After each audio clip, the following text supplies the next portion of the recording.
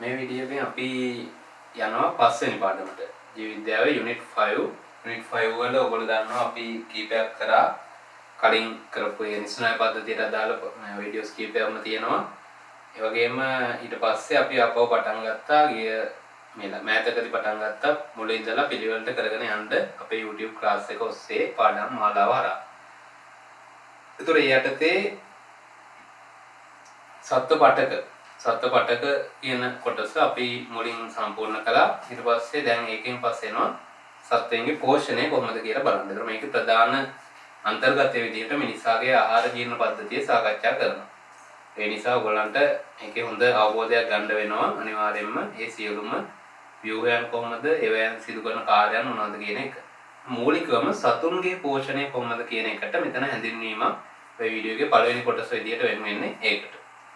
ඔයගොල්ලෝ පැහැදිලිව දන්නවා සතුන්ගේ පෝෂණය ප්‍රධාන වශයෙන් මොන විදිහේ පෝෂණයක්ද සතුන්ට තියෙනවා කියලා කියන්නේ විෂම පෝෂීනේ. ස්වයංපෝෂී විෂමපෝෂී කියලා කතා දෙකක් අපිට ආවනේ. ස්වයංපෝෂී කියලා කියන්නේ අකාබනික කාබන් මත යැපෙනවා. විෂමපෝෂී කියන්නේ කාබනික කාබන් මත යැපිලා තමන්ගේ කාබන් අවශ්‍යතාවය ලබා ගන්න කට්ටියටනේ. සතුන් සියල්ලම විෂමපෝෂී. ස්වයංපෝෂී සතුන් නැහැ. යනවා විෂමපෝෂී පෝෂණය සතුන්ගේ තියෙන අපිට ආය ආකාර දෙකකට බෙදන්න පුළුවන්. එකක් තමයි සත්ව සදෘශ්‍ය පෝෂණය සහ සහජීවනය කියන. විෂමපෝෂී තමයි. හැබැයි මේ සත්ව සදෘශ්‍ය පෝෂණය සහ සහජීවී කියන ප්‍රධාන වශයෙන්ම සත්ව සදෘශ්‍ය. විෂමපෝෂී කියන්නේ සතුන් ගොඩක්ම පෙන්වන්නේ සත්ව සදෘශ්‍ය පෝෂණය. සමහරක් දෙනා සහජීවීවත් ඉන්නවා. ඒකට ඔන්න ඔය ආකාර දෙකට අනුව විෂමපෝෂී පෝෂණය අපිට වර්ග කරන්න පුළුවන්. ඒ අනුව මූලිකව සත්ව සදෘශ්‍ය පෝෂණය කියන්නේ මොකක්ද කියන එක බලන්න යනවා අපි. මේකදී අපි කරන්නේ ප්‍රධාන වශයෙන් ආහාර අධිග්‍රහණය. හරිද? ආහාර අධිග්‍රහණය කරගන්න ජීවීන් තමයි සත්ව සදෘශ්‍ය පෝෂණය පෙන්වනවා කියලා කියන්නේ. හරි? ආහාර මොනවා කරනවද? අධිග්‍රහණය. අධිග්‍රහණය මේකදී සත්ව සදෘශ්‍ය පෝෂණය පියවර තියෙනවා 5. මේ පියවර 5ට අනුව බැරි වෙලාවල මේක විස්තර කරන්න આવොත් ලියන්න ඕනේ. ඒ වගේම පියවර 5 ලියන්න කියලා වෙනම ප්‍රශ්න එන්න පුළුවන්. පළවෙනි එක ආහාර අධිග්‍රහණය කියලාම අපි ගත්තොත් දෙවෙනි එක ජීර්ණය. ආහාර ජීර්ණය කරන්න එපා නේද? ඊට පස්සේ තුන්වෙනි එක අවශෝෂණය. හතරවෙනි එක ටිකක් අමුතු නම ස්වීකරණය. ස්වීකරණය. අවසානයේ පහ කිරීම. මොනවයි කියන පියවර 5 ප්‍රධාන වශයෙන් අන්තර්ගත වෙනවා සත්ව සදෘශ්‍ය පෝෂණය. දැන් අපි කොහෙටද ආවේ? විෂමපෝෂී පෝෂණය තියෙනවා කිව්ව සතුන්ට. ඒකේ ආකාර දෙකයි සත්ව සදෘශ්‍ය සහ සහජීවනය. සත්ව සදෘශ්‍ය පෝෂණයේ පියවර 5ක් තියෙනවා. අධිග්‍රහණය, ජීර්ණය, අවශෝෂණය විදියට. අධිග්‍රහණය කියන්නේ මොකද්ද? ආහාර කොටස් ලබා ගැනීම. අපි ආහාර ගන්නවා කියලා කියන්නේ. දැන් අපි අධිග්‍රහණය කරන්නේ කොහොමද? අතින් අරගෙන ගුලි හදලා කටට දා ගන්නවා. ඒකනේ ගොඩක් වෙලාවට පාන් වගේ දෙයක් නා අතින් අරන් කනවා. අතින් අරන් කෑම තමයි අපි අධිග්‍රහණය කරන ස්වරූපය. මේකෙදි භෝජන යාන්ත්‍රණ. ඒවා වැදගත් මේ තැනක් ගන්නවා අධිග්‍රහණය ගැන කතා කරනකොට. විවිධ සතුන්ට විවිධ භෝජන යාන්ත්‍රණ විවිධ මුඛ කොටස් ඒවට හැඩගැහිලා තියෙනවා. ඒ අනුවර්තන දරනවා ආහාර අධිග්‍රහණය සඳහා. එහෙම කරලා ඒගොල්ලෝ ඒ ජීර්ණ පද්ධතියට ඇතුළත් කිරීම ප්‍රධාන වශයෙන් අධිග්‍රහණය කියලා කියනවා. ඒක පළමු අධ්‍යයන වෙනවා. හරි. ඊට පස්සේ ජීර්ණය ගත්තායින් පස්සේ මෙයා හරි. ජීර්ණය කියන්නේ මොකද්ද? අපිට අවශෝෂණය කරන්න බෑ දැන්. අධිග්‍රහණය කරපු ආහාරයක් අපි හිතමුකෝ අපි පාන් කෑවා කියලා. පාන් එහෙම් පිටින්මම ඒකේ තියෙන පෝෂක ද්‍රව්‍ය අවශෝෂණය කරගන්න බෑ මෙතෙන්ට. ඇඟට ලැබෙන්න එපා මේවා ශරීර වලට ලැබෙන්න ඕනේ අපි ගන්න ආහාර වල තියෙන ග්ලූකෝස්. දැන් පාන් වල තියෙන ග්ලූකෝස් විදියට නෙමෙයිනේ. එයා තියෙන්නේ පොලිසැකරයිඩ් විදියට, පිෂ්ඨය විදියට. ඒවා අපි බිඳහැරීම් කරලා අවශෝෂණය කරන්න පුළුවන් තත්ත්වයට පත් කරගන්න ඕනේ. ඒකට තමයි ජීර්ණය කියලා කියන්නේ. ඒ කියන්නේ විශාල පෝෂක ද්‍රව්‍ය අපි කුඩා මේ අවශෝෂණය කරගත හැකි තරමේ ඒවට බිඳෙලීම තමයි ජීර්ණයේදී වෙන්නේ. මේක ආකාර දෙකකින් සිද්ධ වෙනවා. භෞතික ජීර්ණය හා රසායනික ජීර්ණය කියලා. භෞතික ජීර්ණය ප්‍රධාන වශයෙන් හැපීම, ඇඹරීම වගේ ක්‍රියාවලින් යටතේ රසායනික ජීර්ණය විවිධ ස්‍රාවවල උදාහරණයක් විදිහට Cl, එන්සයිම් වගේ ස්‍රාවවල රසායනික ද්‍රව්‍යවල නිකුත් වීම වගේ රසායනික ජීර්ණය සිදු වෙනවා කියලා කියනවා. ඒ අනුව භෞතික රසායනික කියන මේ ජීර්ණ වලින් අපිට පුළුවන් වෙනවා අර ආහාරවල අවශෝෂණය කරන ගැටි ටිකක් ලොකු පෝෂක කොටස් කුඩා පෝෂක කොටස් බවට පත් කර ගන්න. ඒකෙදි දැන් භෞතික ජීර්ණය ප්‍රධාන වශයෙන් සිද්ධ කරන්නේ මොකද්ද? ලොකු ආහාර කොටස්. ඒ කියන්නේ මේ වගේ ආහාර කොටස පොඩි පොඩි කැලි වලට කඩනවා. එතකොට එයාලගේ වර්ගඵලය වැඩි වෙනවා. ඒ නිසා ඊට පස්සේ එන රසායනික ජීර්ණයට ඒක පහසුවක් වෙනවා. ඒ පුෂ්ටික ශේෂ්ඨ බඩ වැඩි වුණාම රසායනික ප්‍රතික්‍රියා වැඩිපුර සිද්ධ වෙනවනේ. කෙමිස්ට්‍රි වලත් ඔයගොල්ලෝ ඉගෙන ගන්න ඒවා මෙතනත් ඒ විදිහටම ක්‍රියාත්මකයි. ඊට අවශෝෂණය කියලා කියන්නේ සෛල වලට ඒක ලබා ගන්න. ඒ කියන්නේ කුඩා කොටස් වලට බිඳහෙලපු පෝෂක වර්ග සෛල වලට ලබා ගැනීම තමයි අවශෝෂණය වෙන්නේ. ස්වීකරණය කියන්නේ මොකද්ද? අර ලබාගත්තු ඒවා ප්‍රයෝජ්‍ය කිරීම. දැන් හිතනවා ග්ලූකෝස් ලබා ගත්තා කියලා. ජීර්ණය කරලා පිෂ්ඨය ජීර්ණය කරලා එකෙන් ග්ලූකෝස් එනවා. ග්ලූකෝස් අවශෝෂණය කරගන්න පුළුවන් සෛල වලට. එහෙම අවශෝෂණය කරගත්තු ග්ලූකෝස් ඔහේ තියන් ඉඳලා වැඩක් නැහැ නේ. සෛලයකට අවශ්‍යයි. මොකද සෛල ක්‍රියාකාරීත්වයට සෛලීය ශෝෂණයට දායක වෙනවා. ATP හදා ගන්නවානේ ශක්තිය නිපදවන්න එපායි. ඒ අනුව ග්ලූකෝස් සෛලය විසින් ප්‍රයෝජනයට ගැනීම තමයි අපි ස්වීකරණය කියලා කියන්නේ. අවසානයේ පහ කිරීම කියලා මේකට පියවරක් අන්තර්ගත වෙනවා. ඒ කියන්නේ අර විදිහේ ප්‍රයෝජ්‍ය කරගත නොහැකි කොටස් ඉවත් කිරීම. දේහෙන් ඉවත් කිරීම මල ද්‍රව්‍ය ලෙස වෙන්න පුළුවන්. ඒක පහ කිරීම කියලා කියනවා. එනවා මෙන්න මේ අධීර පහ සත්ත්ව සදෘශ්‍ය පෝෂණයට අදාළ අධීර පහ ප්‍රධාන වශයෙන් අපි දැනගන්න ඕනේ. ඊළඟට හැඳින්වීම දැන් ජීර්ණ පද්ධතියට යන්න කලින් අපි තව දෙයක් දැනගන්න ඕනේ. ඒ තමයි භෝජන යාන්ත්‍රණ. ජීවීන් තුළ තියෙන භෝජන යාන්ත්‍රණ මොනවද කියන්නේ? ඒ කියන්නේ එක එක ජීවීන් තමන්ගේ ආහාර ප්‍රධාන වශයෙන් අධිග්‍රහණය සඳහා මෙන්න මෙයාට තමයි ඔය යාන්ත්‍රණ වැදගත් වෙන්නේ ගොඩක් වෙලාවට. යාන්ත්‍රණ ඕනේ වෙන්නේ අධිග්‍රහණය කරන්න. ඒ අනුව යාන්ත්‍රණ කීපයක් අපි මෙතෙන්දි කතා කරනවා. එකක් ඒ යාන්ත්‍රණේ නමින්ම සතුන්වත් නම් කරනවා. පළවෙනි එක පෙරාබුදින්න. පෙරාබුදින්නන් ඒගොල්ලන්ට කියන ඉංග්‍රීසි ටර්ම් එක ෆිල්ටර් ෆීඩර්ස්ලා. ෆිල්ටර් ෆීඩර්ස්ලා මොකද්ද කරන්නේ? ගොඩක් වෙලාවට මේගොල්ලෝ ජලයේ ඉන්න කට්ටිය තමයි මෙහෙම වෙන්න පුළුවන් වෙනවා. මේ නිකන් ගොඩබිම ඉන්න අයට මේක කරන්න අමාරුයි. ජලයේ ඉන්න අය මොකද කරන්නේ? ජලයේ දී වෙලා තියෙන විවිධ ශාක කොටස් වෙන්න පුළුවන්. එහෙම නැත්නම් ඔය ප්ලවාංග අපි කතා කරන ප්ලැන්ක්ටන්ස් කියලා. සත්ත්ව ප්ලවාංග, ශාක ප්ලවාංග කියලා කුඩා ජීවීන්. ප්‍රොටිස්ටා වංශයට අයිති ඒ වගේ කුඩා ජීවීන් තමයි ප්ලවාංග කියලා කියන්නේ. එහෙම කණ්ඩායමක් ඉන්නවා. ඒකට මූදේ ඉන්න ගොඩක් මත්ස්‍යයින් අනුවර්තන දරනවා මේ පෙරාබුදීම ෆිල්ටර් ෆීඩින් කියන ක්‍රමයක. මේකෙදි කරන්නේ එයාගේ තියෙන විශේෂයෙන් ජලක්ලෝම වල හෝ ටිකක් විශේෂණය වෙච්ච ජලක්ලෝම. හරි.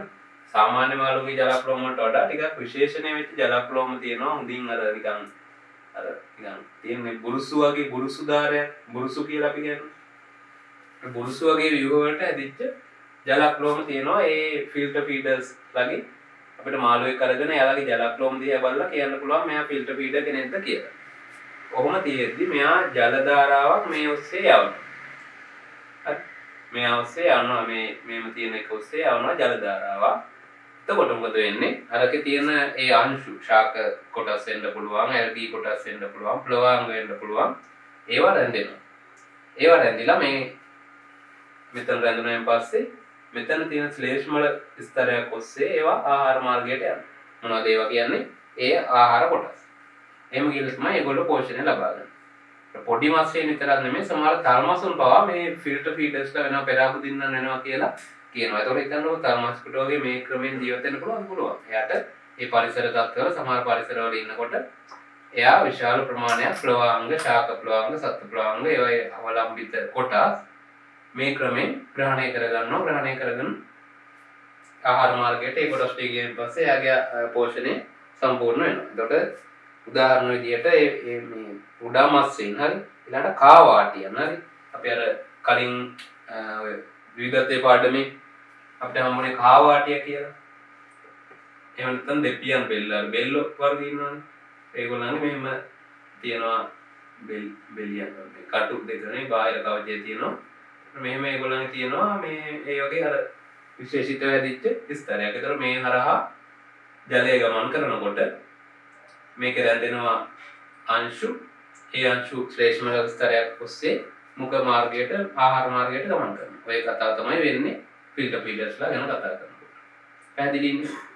ඒකට උදාහරණ විදිහට කාවාටියන්, මට්ටියන්, ඊට පස්සේ ආයේ කුඩා මත්ස්‍යයින්, තල්මසුන් වගේ ගන්න පුළුවන්. දෙවෙනි එක තරල බුදින්නන්. හරි. තරල බුදින්නන්. දැන් කලින් අය පෙරා බුදින්නන් කියපුවම ඔය ගමේ කොටෙත් ඉන්නවා ඒ කට්ටිය ගැන මේ කියන්නේ පෙරලා බුදින්නවා කියන්නේ. ඊළඟට තරල බුදින්නන්. තරල අනුභව කරනවා. ඒ කියන්නේ ඒගොල්ලෝ යම්කිසි මැපෙන්නේ යම් වෙනත් ජීවියෙකුගේ පෝෂ්‍ය ද්‍රව්‍ය වලින් පිරිච්ච තරලයක් හරහා. ඒක කියද්දිම ඔයගොල්ලන්ට මතක් වෙනවා ඇති කවද මදුරුව. නේ මදුරුව තමයි තරල බුදින්නේ. අපි දන්න කියන හොඳ මේ තරල බුදින්නේ මදුරුව. ඒතර මේ ගල්ටියක විශේෂත්වයක් තමයි මේ මුඛ උපාංග විශේෂී වූ මුඛ උපාංග තියෙනවා අර කොල්ලගේ තිබුණානේ. මේ මොකටද? තරලයක් උරා බොන්න. තරලේ නම් ඒක උරන්න පුළුවන් වෙන්න එපා. නිකන් අපල කන්න බෑ. ඒතර ඒ අනුව මදුරුවගේ වගේ නේද අර එයාගේ තුඩක් තියෙනවා. ඒකෙන් තමයි විදින්නේ. විදලා ඒකෙන් උරන ඉන්ජෙක්ෂන් එකක් ගන්නවා වගේ තමයි. මදුරුව සතුන්ගේ ලේ උරා බීම අපිට උදාහරණයක් විදිහට ගන්න පුළුවන්. ආයේ කූඩිත්තා. ශාක පැත්තෙන් ගත්තොත් ශාකවලත් ඒ විදිහට හිල් කරලා මොකක්ද හිල් කරන්නේ? කන්ද ඒකෙන් ෆ්ලෝයම විශේෂය තියෙනවානේ. ඒක තමයි පෝෂක තියෙන්නේ. සෛලම විශේෂය ගන්න නැද්ද? සෛලම විශේෂය සතෙකුට වැඩක් නැහැ. ඒකේ කනිජයි ජලයයිනේ. කනිජ වලින් ඉතින් ඒකේ ලොකු දෙයක් සතට ප්‍රධාන අවශ්‍යතාවය ඉටු වෙන්නේ නැහැ. මෙයා විදින්නේ ෆ්ලෝයම විශේෂයට. ෆ්ලෝයම විශේෂයට විතර ෆ්ලෝයම විශේෂය ගන්නවා. එයත් පෙර මේ තරල බුදින්නේ පෙර. ඊට පස්සේ ආයින්නවා මේ මීමැස්සා. මීමැස්සා සමනලය වගේ කට්ටියත් අපි ගන්නෙ තරල බුදින්නන් විදියට. ඒගොල්ලෝ මොකද කරන්නේ? ඒගොල්ලන්ගේ ශුණ්ඩාව ඒ ව්‍යුහේ දානවා පුෂ්පයකට. පුෂ්පයෙන් පැණි නෙක්ටානේ මල් පැණි උරා බීම අපි ගන්නෙ තරල බුදීමක් ඒ භෝජන යාන්ත්‍රණය විදියට. පෝෂක වලින් පිරිච්ච තරලය ලබා ගැනීම. ඊළඟ එක තමයි උපස්තර බුදින්න. උපස්තරය කියන්නේ Taman ජීවත් වෙන Taman ඉන්න තැන කනවා. හරි? අර ඉන්න තැන කන්න එපා කියලා එම කියන්නේ මේ අපිටත් නේද? උපස්තර බුදින්නු නාම ඒගොල්ලෝ Tamanගේ ඉන්න උපස්තරය අනුභව කරලා යපනවා. ඒකේ දලඹුව. දලඹුව ගත්තම කොළයක් මත ඉඳගෙන ඒ කොළේම කනවා. ඉන්න තැනම කනවා නේද? ආපහු අපිට ගන්න පුළුවන් මේ උපස්තර බුදින්නන් විදියට ඉහඳ පනවා. ශාකවල නම් දලඹුව නේද? ඉහඳ පනව ගත්තාම සත්ත්ව මලකුණු වල මේගොල්ලෝ ඉන්නවා. ඒ ඉඳගෙන ඒකම තමන්ගේ භෝජනය කිරීමට යොදා ගන්නවා. හරි පවතින උපස්තරේ බිඳෙලෙමින් ඒක අනුභවය කරනවා. පරිභෝජනය කරනවා. ඊට පස්සේ අවසානයේ තොග බුදින්න. බුදින්න වර්ග හරි මේ බුදි යන්නන් නෙමෙයි බුදින්න. පෙරා බුදින්න, තරල බුදින්න, උපස්තර බුදින්න, තොග බුදින්න. බුදිනවා කියන්නේ ඊටිං අනුභව කරනවා කියන්නේ. මේගොල්ලෝ මොකද කරන්නේ? ආහාර විශාල කොටස්. හරි. ආහාරවල තියෙන විශාල කොටස් මුඛයට දා ගන්නවා. දාගෙන ඒකෙන් අර සත්ත්ව පෝෂණය ඉතිරි පියවර ටික සම්පූර්ණ කරගන්නවා. ඒතර ආහාර ග්‍රහණය කරගන්නවා මේගොල්ලෝ. කොහේ හරි තියෙන විශාල ආහාර කොටස් අනුභව කරන සත්ත්වම ප්‍රධාන වශයෙන් තොග බුදින්නන්ට ඇති වෙන්නේ. ඒගොල්ලන්ගේ තර විදියටම මේ අර උපාංග මුඛ උපාංග හැදිලා තියෙනවා. ඉතින් මෙයාලගෙත් හැදිලා තියෙනවා. හරි උපස්තර කට්ටියගේ විශේෂී අපිට නැති උපාංග එයාලට තියෙනවා. තොග බුදින්නන් ගත්තාම දත් නේද?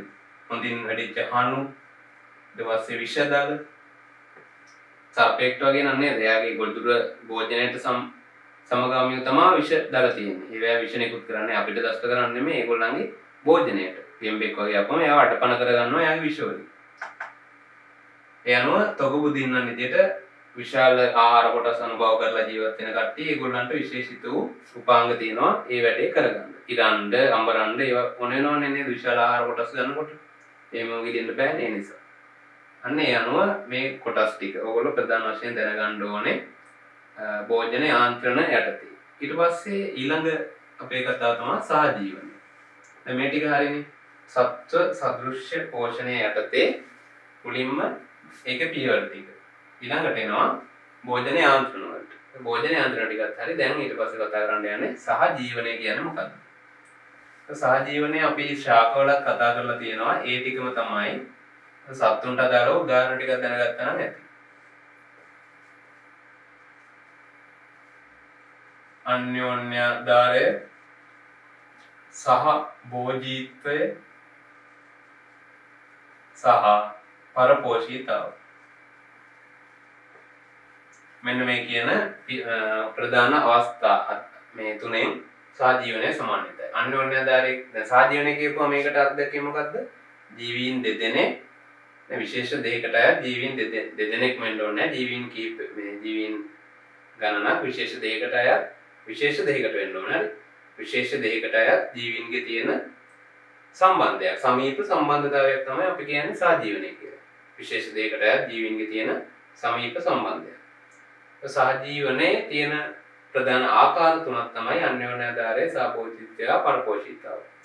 අන්‍යෝන්‍යතාවයේදී ඒ ජීවීන් සමීපව වාසය කරනවා, දෙන්නටම වාසි ලැබෙනවා. දෙන්නටම වාසි. උදාහරණයක් විදිහට ගත්තාම වේය. ඊට පස්සේ හරකා, ඒ කියන්නේ හරකා කියන එක පොදු නමක් ගත්තා ඒ වර්ගයටම ශාකභක්ෂිකින්ට රෝමාන්තකයන් කියලා. කෙසේ හෝ ඒ වගේ සත්තුන්ගේ ආහාර මාර්ගයේ ඉන්නවා ප්‍රොටසෝවා කට්ටියක්. හරි. ප්‍රොටසෝවා කට්ටියක් ඉන්නවා මෙයාලගේ ආහාර මාර්ගයේ. මේ හරි ඉන්නවා. ඒතර වේයට බෑ, එයාට සෙලියුලෝස් ජීර්ණය කරන්න බෑ. හරක තනකොළ කනවනේ. තනකොළ වල සෙලියුලෝස් විශාල ප්‍රමාණයක් තියෙනවා. පිෂ්ඨය, ග්ලයිකෝජන් නෙමෙයිනේ ඒවා තියෙන්නේ. ඒවා තියෙන්නේ සෙලියුලෝස්. එහෙනම් එයාට ශක්තිය ලබා ගන්න නම් හරක අපිට වඩා ලොකුයිනේ. එයාට ශක්තිය ලබා ගන්න නම් එයාට අවශ්‍ය වෙන්නේ ග්ලූකෝස්. හැබැයි ග්ලූකෝස් ගන්න තියෙන ප්‍රභවය තමයි ප්‍රධාන ප්‍රභවය සෙලියුලෝස්. එයා කන්නේ තනකොළනේ. එහෙනම් සෙලියුලෝස් විශාල ප්‍රමාණයක් අපතේ යනවා. එයාට බැරි වුණොත් ඒ ටික ජීර්ණය කරගන්න. එහෙනම් සෙලියුලෝස් ජීර්ණය කරන්න නම් සෙලියුලේස් තියෙන්න ඕනේ. හැබැයි හරකට බෑ සෙලියුලේස් ජීර්ණය මේ එන්සයිමය හදන්න. ඒක හදලා දෙන්නේ එයා ඇතුලේ ඉන්න එයාගේ අන්තයේ ජීවත් වෙන අන්නර ප්‍රොටසෝවා කට්ටිය. ඒ කට්ටිය එන්සයිමය හදලා දෙනවා. ඒකට සෙලියුලෝස් ජීර්ණය කරගන්න පුළුවන් වෙනවා. ඒ වගේම තමයි ඒකට හරකට ඒ ප්‍රයෝජනෙ ලැබෙන අතර අරගොල්ලන්ට වාසස්ථානයේ ආරක්ෂාව ඒවා හම්බ වෙනවා. අන්තය ඇතුලේ ඉන්නේ ඒ නිසා. මෙතන අන්‍යෝන්‍යතාවයේ එහෙම. සහභෝජීත්වය කියන්නේ එක් ජීවියෙකුට වාසිය හම්බ වෙනවා, අනෙකට එහෙම ලොකු වාසියක් නැහැ. වාසියක් හෝ පාඩුවක් නැහැ. උදාහරණයක් විදිහට ඉන්නවා තල්මසා සහ බෙලියනය. තල්මසා සහ බෙලියනය මේ බානකල්ස්ලා කියලා කියනවා. ගොඩක් වෙලාවට තල්මසා වටේ මේ බෙලියනය සම්බන්ධ වෙලා ඉන්නවා. එතකොට ඒකෙන් ඒගොල්ලන්ට එකක් වාසස්ථානය හම්බ වෙනවා.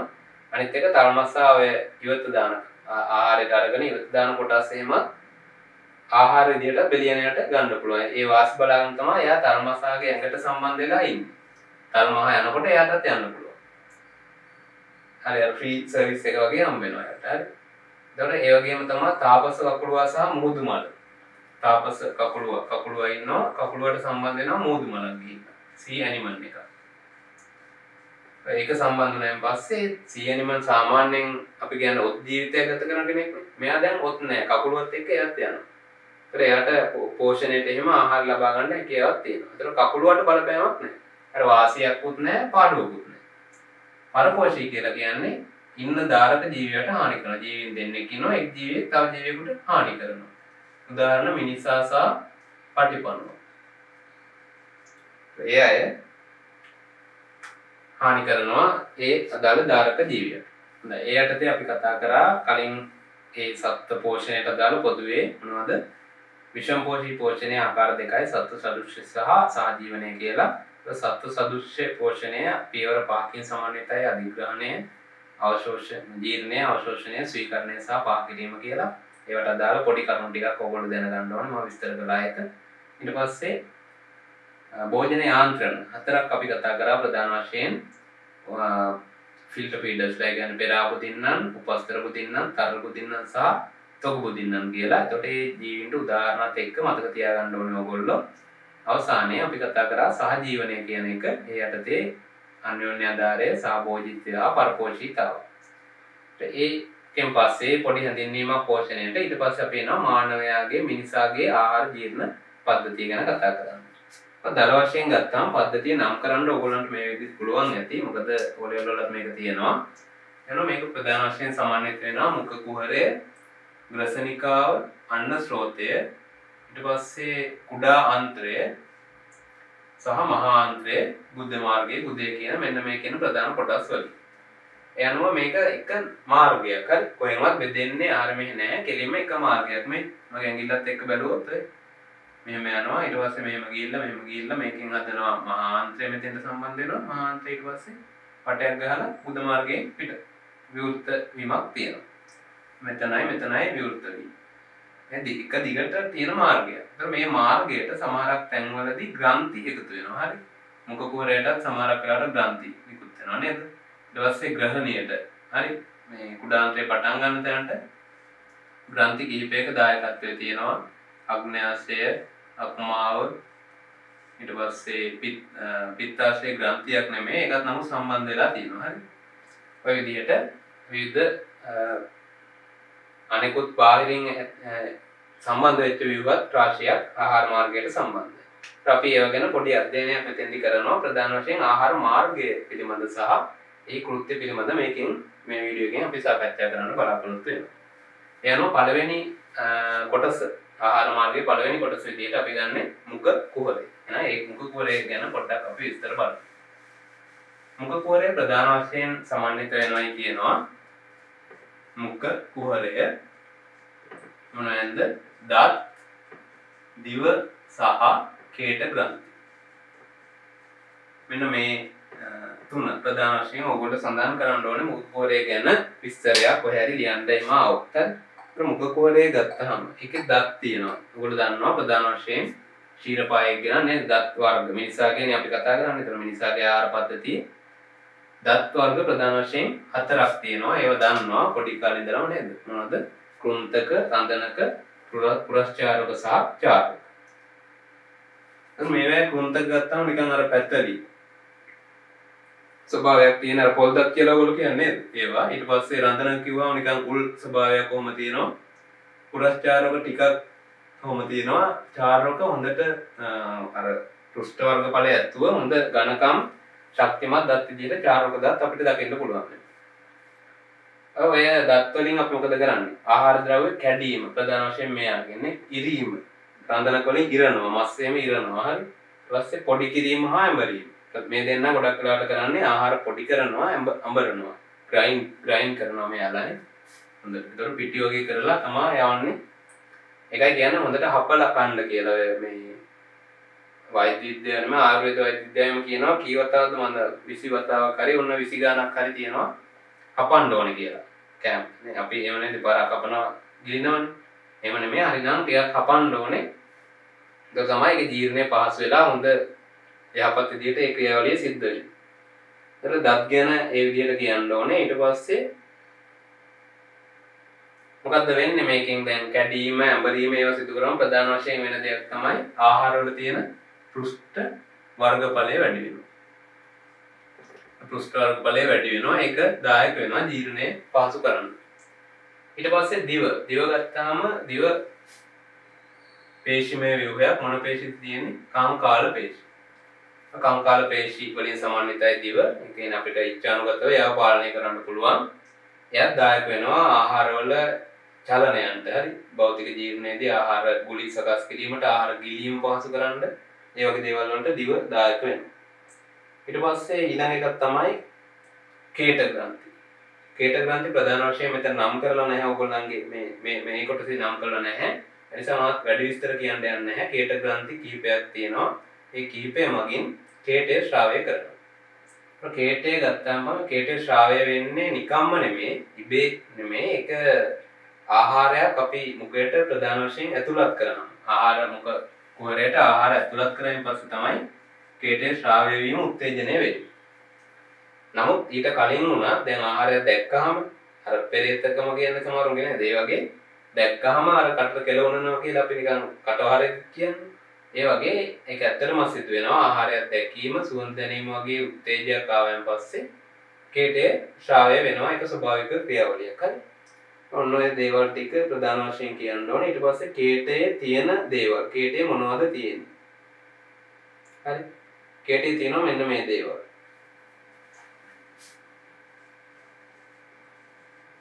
ජලය, කේට ඇමයිලේස්,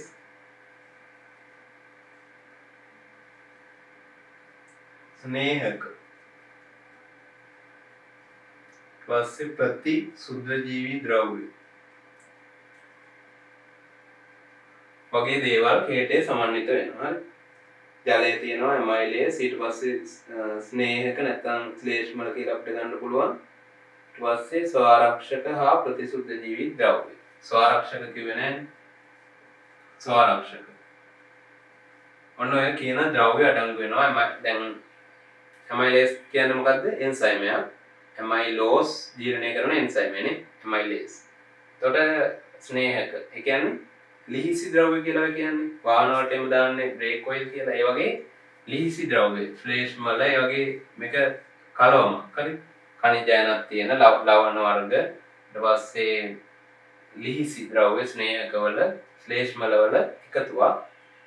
ඊට පස්සේ ප්‍රතිසුද්ධජීවී ද්‍රව්‍ය ඉම්යුනෝග්ලොබින්, ලයිසෝසයිම් වගේ ප්‍රතිසුද්ධජීවී ද්‍රව්‍ය තියෙනවා. අය ස්වරක්ෂක තියෙනවා. කේටේ අන්තර්ගතය. එතකොට මේ කේටය නිසා ප්‍රධාන වශයෙන් ආහාරයේ තියෙන රසායනික ජීර්ණයට උදව් වෙනවා. මොකද ඇමයිලේස් තියෙනවා. එහෙනම් මුඛ කුහරයේදී අපි කියනවා ආහාරයේ භෞතික වගේම රසායනික ජීර්ණයක් සිද්ධ වෙනවා කියලා.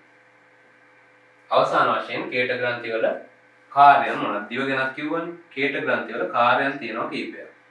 හරි. ඒ කාර්යයන් ටික හොඳට මෙතෙන්දීම පාඩම් කරගන්න ආයෙ වරදින්න නැතුව. පළවෙනි එක තමයි කේටය මගින් මොකද කරන්නේ? ආහාරයේ රසායනික ජීර්ණය කරනවා. මොනවා මගින්ද? කේට ඇමයිලේස් මගින්. කොහොමද කරන්නේ? පොලිසැකරයිඩ් නේ තියෙන්නේ. ඒ පොලිසැකරයිඩ් ඩයිසැකරයිඩ් වගේ බවට පත් කරනවා. පොලිසැකරයිඩ් ඩයිසැකරයිඩ් වගේ බවට පත් කිරීම කුඩා පොලිසැකරයිඩ් ඩයිසැකරයිඩ් හෝ කුඩා පොලිසැකරයිඩ්. ඒ මොනොසැකරයිඩ් බවට පත් කරන්නේ නැද්ද? බොහෝ විට නැහැ. එහෙම වෙන්නේ නැහැ. මොකද මේ එකක් ඇමයිලේස් නේ තියෙන්නේ. ඩයිසැකරයිඩ් මෝල්ටෝස් බවට පත් මේ කුඩා මොනොසැකරයිඩ් බවට පත් කරන්න වෙනම ඉන්නවා ඩයිසැකරයිඩේස් කියලා. මෙයාට ඒ හැකියාවත් අඩුයි. අනිත් එක මේ ආහාරය වැඩි වෙලාවක් තියෙන්නේ නැහැ නේ කටේ. හරි. ඔයගොල්ලන්ට පාන් කෑල්ලක් වගේ අරගෙන ටිකක් වෙලා හැපුවොත් ඒක පැණි රසක් දැනෙනවා. ආන් ඒ කියන්නේ ඩයිසැකරයිඩ් බවට පත් වෙනවා. මෝල්ටෝස් බවට පත් වෙලා. හැබැයි ග්ලූකෝස් බවට පත් වෙන්නේ නැහැ මුඛ කුහරේ. පළවෙනි එක ඒ වගේ ආහාරයේ රසායනික ජීර්ණය සිද්ධ කරනවා ඇමයිලේස් තියෙන හින්දා. ඊට පස්සේ ඊළඟ එක තමයි ආහාරයේ ජලීය මාධ්‍යය. හරි. කේටය මගින් ජලීය මාධ්‍යයක් සපයනවා. ඒ ජලීය මාධ්‍යයක් සපයීම එක එන්සයිමේ ක්‍රියාකාරීත්වයට අවශ්‍ය පරිසරය හදනවා. එන්සයිම ක්‍රියාකාරීත්වයට අවශ්‍ය පරිසරය හදනවා. මොකද ජලීය පරිසරයක් එපාය එන්සයිමයක් ක්‍රියාත්මක වෙන්න අනිවාර්යෙන්. එන්සයිම වලදී ඒව කරලා තියෙනවා. ඒකේ අත්‍යවශ්‍ය ලක්ෂණය. ආපහු රස දැනීම. රස දැනීම සඳහා ජලීය මාධ්‍යයක් වැදගත් වෙනවා. ඒකට හේතුව තමයි දැන් රස කියන්නේ කිමිකල් නේ. ඔහම දැන් දිව තියෙනවා නම් ඒකේ ඔහම තියෙන රසාංකුර වලට කොහෙන් හරි තියෙන කිමිකල් එකක් ඇවිල්ලා සම්බන්ධ වෙන්න ඕන. දැන් මෙහි කියනකොට රසාංකුරයක් තියෙන්නේ. ඒතර අපි මේ හරියේ මොකක් හරි ආහාර අංශුවක් දාගත්තයින් පස්සේ මේකේ තියෙන දේවල් දිය වෙලා මෙතෙන්ට යන්න ඕන. පැහැදිලිද මම කියන එක? මේ රසාංකුරේ නා. මේ ආහාර කෑල්ල නා. ඒකේ තියෙන රසායනික අංශු මෙයාට ගිහිල්ලා බැඳෙන්න එපා. ඒතකොට එයාට යන්නේ නැහැ නිකන් ඇවිදගෙනවා වගේ. ජලය හරහා තමයි යන්නේ. ජලය තියෙනවා නම් ජලය දිය වෙලා ටක් ගාලා මෙතෙන්ට යනවා. එතෙන්ට දැනෙනවා ඒක. ජලය නැතුවම දිව වේරුණාම වගේ ගොඩක් වෙලා වතුර බොන්න නැතුව මොනවාරි කෑවට රස දැනෙන්නේ නැහැ කියනවා. ඒකට ප්‍රධාන හේතුව තමයි ජලයේ හිගකම. මේ මුඛ කුහරය තුල ජලයේ හිගකම. ඊට පස්සේ ශ්ලේෂ්මල මගින් මොකද කරන්නේ? ශ්ලේෂ්මල තියෙනවා කියවනේ.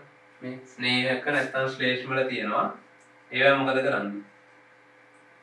ඒවෙන් ආහාරය ගිලීම පහසු කරනවා. හරි. ආහාරයේ අර ශ්ලේෂ්මල තියෙන නිසා ආහාරයේ ලිහිසි බවක්. ලේසි නෙමෙයි ලිහිසි බවක්, ඒ කියන්නේ ලෙස්සන සුළු බවක් සහ ජීර්ණය පහසු කරනවා වගේම ආහාරයට ලෙස්සන සුළු බවක් දීලා ගිලීම පහසු කරනවා. ශ්ලේෂ්මල තියෙන නිසා. ඒ විතරක් නෙමෙයි දැන් ශ්ලේෂ්මලයක් අනිත් තැන් වල තියෙනකොට ඒකෙන් එනවා ආරක්ෂාවකුත් වක්‍රාකාරයෙන්. මොකද මුඛ කෝරය කියන්නේ නිරන්තරයෙන් භෞතිකව යාන්ත්‍රික හානි නිරන්තරයෙන් සිදු වෙන්න පුළුවන්. උදාහරණයක් විදිහට කටුවෙම මස් කටුවෙම කනවනේ මකුළු ගාලු ගිහිල්ලා නේද?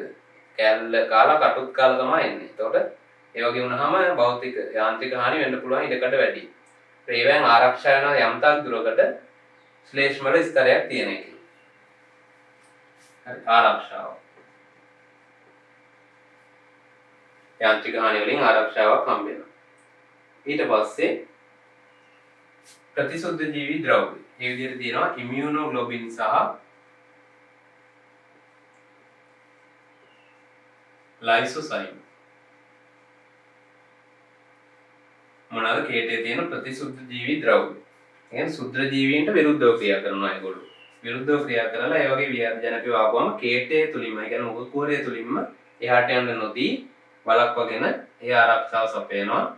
යනවා ඒ ආරක්ෂාව. ඊට පස්සේ අවසානයේ ස්වආරක්ෂක ක්‍රියාව. ඒ කියන්නේ විශේෂයෙන් ඔය ලවණ මගින් වගේ කේටේ තියෙන ස්වආරක්ෂක ක්‍රියාවක් ඇති කරනවා. එමගින් සමහර අම්ල අපි ආම්ලික ආහාර ගන්නවා නේද? ආම්ලික ආහාර මගින් දත් එහෙම දිරා යන්න පහසු කරන්න පුළුවන්. නිරන්තරයෙන් ආම්ලික ආහාර ගන්නකොට මෙයාට ඒක නවත්තන්නත් බෑ ස්වආරක්ෂකයක් වුණා කියලා කේටේට පමණක්. නමුත් අර සෑහෙන දුරකට එයාගේ ආයේ දත් එහෙම ආරක්ෂා කරනවා ස්වආරක්ෂක ක්‍රියාවක් ඇති කරනවා. ඒතර ආම්ල මගින් නැති වෙන හානි කේටය සමග මිශ්‍ර වුණාම ටිකක් විතර ගැටලුවක් නැතුව කරගන්න පුළුවන්. නමුත් දිගින් දිගටම ඒවා ගන්න එපා කියලා වෛද්‍යවරු උපදෙස් දෙන්නේ. ඒකයි ආම්ලික ආහාර, අධික උණුසුම් ආහාර ඒ වගේ. හරි. ඒ අනුව දැන් මේ එක පැත්තක් මේ මුඛ කුහරය ගැන ඒ ටිකේ. දිව ගැනත් කියවනේ දිව කංකාල පේශි වලින් හැදිලා තියෙන්නේ. ඒකෙදී ප්‍රධාන වශයෙන් කේටයත් එක්ක මිශ්‍ර කරන්න. ආහාර මිශ්‍ර කිරීමට සහ ගිලීමට තල්ලුවක් දෙන්න දිව. දිව නැත්තම් තේරෙයි ගිලින්න බෑ කියලා. හරි. ආහාර ගිලින්න තල්ලුව ලබා දෙන්නේ මොකදලා ගිලිනවනේ අපිනේ. ගිලින්නේ දිව මගින් තමයි ඒ තල්ලුව ලබා දෙන්නේ. ආහාරය අපි මිශ්‍ර කරලා හොඳට ඒකටත් උදව් වෙනවා දිව. ඊට පස්සේ ප්‍රධාන වශයෙන් ගිලීමට උපකාරී වෙනවා. දිවත් හරි වුණාම මුඛ කෝරයට අදාළ දේවල් ටික එතනින් හරි. ඊට පස්සේ මේකේ මොනවද කිව්වේ? අපි පොඩ්ඩක් සාරාංශ කරගමු. දැන් ගොඩක් කතා කිව්වනේ එක එක පැති වලින්. ප්‍රධාන වශයෙන් මුඛ කෝරය සමන්විතයි මෙන්න මේ කොටස් තුනෙන්. ඒකේ දත් ගන්න කිව්වහම දත් වර්ග හතරක් තියෙනවා. දත් වර්ග හතරෙන් කැඩීම, පොඩි කිරීම, ඇඹරීම වගේ ක්‍රියාවලිය සිද්ධ වෙන ආහාරයේ ඒකෙන් වෙන්නේ ආහාරයේ පෘෂ්ඨ වර්ග බලය වැඩි වෙන එක. ඒ නිසා ඒ අනුව අපිට ආහාරයේ රසායනික ජීර්ණය, නේ? භෞතික ජීර්ණය, රසායනික භෞතික ජීර්ණය තමයි කැඩීම, ඇඹරීම කියන්නේ. ඒ තුලින් පෘෂ්ඨ වර්ග බලය වැඩි වෙනවා. ඒ නිසා රසායනික ජීර්ණය සිදු වෙන්න පහසු වෙනවා. මුඛය තුල නෙමෙයි, එතනින් එහාට ඒ රසායනික ජීර්ණය පහසු වෙනවා. එතනින් දත් වලින් කඩන හින්දා. දැන් දිව තියෙනවා, දිවේ කංකාල පේශි ව්‍යුහයක්. ඒක ආහාර මිශ්‍ර කිරීමටත් මේ එන්සයිම් මේ ක්ලිකේටිය සමග මිශ්‍ර කිරීමටත් ඒ වගේම ආහාර ගිලීමට තල්ලුවක් ලබා දීමට. කේට ග්‍රන්ථි කිහිපයක් තියෙනවා. ඒතර ඒකෙදි කේටය ශ්‍රාවය කරනවා. ඒ ශ්‍රාවය කරද්දී කේටේ අන්තර්ගතයනේ ප්‍රධාන වශයෙන් කේටේ ශ්‍රාවය වෙන කොහොමද කියන එක නේද? ආහාරය ඇතුළු නම් වැඩිපුර කලින් ඉඳලම ශ්‍රාවය වෙනවා. ආහාරය දැකීම, සුවඳ දැනීම වගේ කරුණු යටතේ. අන්තර්ගතයේ මෙන්න මේ ටික ජලය, කේටමයිලය, සේ ටික. ඊට පස්සේ කේටේ ප්‍රධාන කෘත්‍යයන් ප්‍රධාන පහක් තියෙනවා. ඒ ටික හොඳට ලිස්ට් කරගන්න මතක ඇති. ඒ කරුණු ටික තමයි ඔතෙන්දී අපි සාකච්ඡා කරේ. ඊට පස්සේ එතනින් එහාට අපි යනවා ආහාර මාර්ග පද්ධතියේ මුඛ කුහරයෙන් පල්ලෙහාට. දැන් හිතා ගන්න එහෙම යනවා කියලා ආහාර මාර්ගය දිගේ යනවා දැන් රින්ග. හරි. ඊට පස්සේ තියෙන එක තමයි මුඛ කුහරයෙන් පස්සේ ග්‍රසනිකාව. ඒක ලොකුවට අපිට කතා කරන්න තියෙන දෙයක් නෙමෙයි. ග්‍රසනිකාව කියන්නේ සම්බන්ධ. ඒකේ ලොකු ක්‍රියාවලියක් වෙන්නේ නැහැ. නිකන් යනවා විතරයි. පාත් එකක් මාර්ගයක් පමණයි ග්‍රසනිකාව කියලා කියන්නේ. ඒක ග්‍රසනිකාව ශ්වසන මාර්ග ඒකේ ටිකක් විශේෂ දෙයක් තමයි ශ්වසන මාර්ගයට සම්බන්ධයි ග්‍රසනිකාව. ඒතර ඒක වෙන් වෙලා තියෙනවා මෙන්න මේ වගේ පොඩි කොටසකින් කාටිලේජමය කොටසකින් අපි ජීවිකාව කියලා ඒක හඳුන්වනවා. මොකක් කියලාද? අපි ජීවිකාව.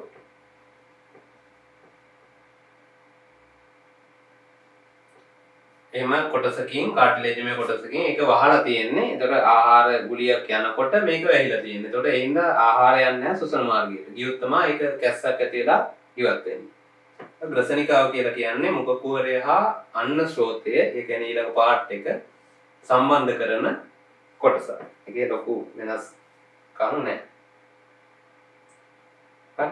ශ්වසන පද්ධතියට මේක පොදු ග්‍රසනිකාව. ශ්වසන පද්ධතියට දෙත් අපි කතා කරද්දී කියනවා නාස් කුහරයේ ග්‍රසනිකාව ශ්වාසනාලය එහෙම කියලා. ඒතර මේකටත් ඒක පොදු වෙනවා.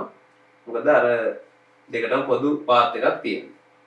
ඊට පස්සේ අන්න ශ්‍රෝතය ගත්තයින් පස්සේ මේ අන්න ශ්‍රෝතය පේශිමය. හරි පේශිමය පටු නාලයක් අන්න ශ්‍රෝතය ග්‍රසනිකාවට පස්සේ හම්බ වෙන්නේ. මේකේ කියනවා උඩ ප්‍රදේශයේ අන්න ශ්‍රෝතයේ උඩ ප්‍රදේශයේ හැදිලා තියෙන්නේ කංකාල පේශි වලින් කියලා. පල්ලෙහාට වෙන්න තියෙන්නේ සිනිඳු පේශි. ඒ කියන්නේ අපිට ආහාරයක් අර සමහරක් වෙලාවට නිකන් මගක් යනකොට ආහාරේ එපා කියලා හිතනොත් නිකන් වමනට ඔක්කාලට වගේ දාලා අයින් කරන්න පුළුවන් සමහරක් විට. ඒකට හේතු වෙලා තියෙන්නේ කංකාල පේශිනේ අන්න ශ්‍රෝතයේ මුල් කොටස හැදිච්ච එක.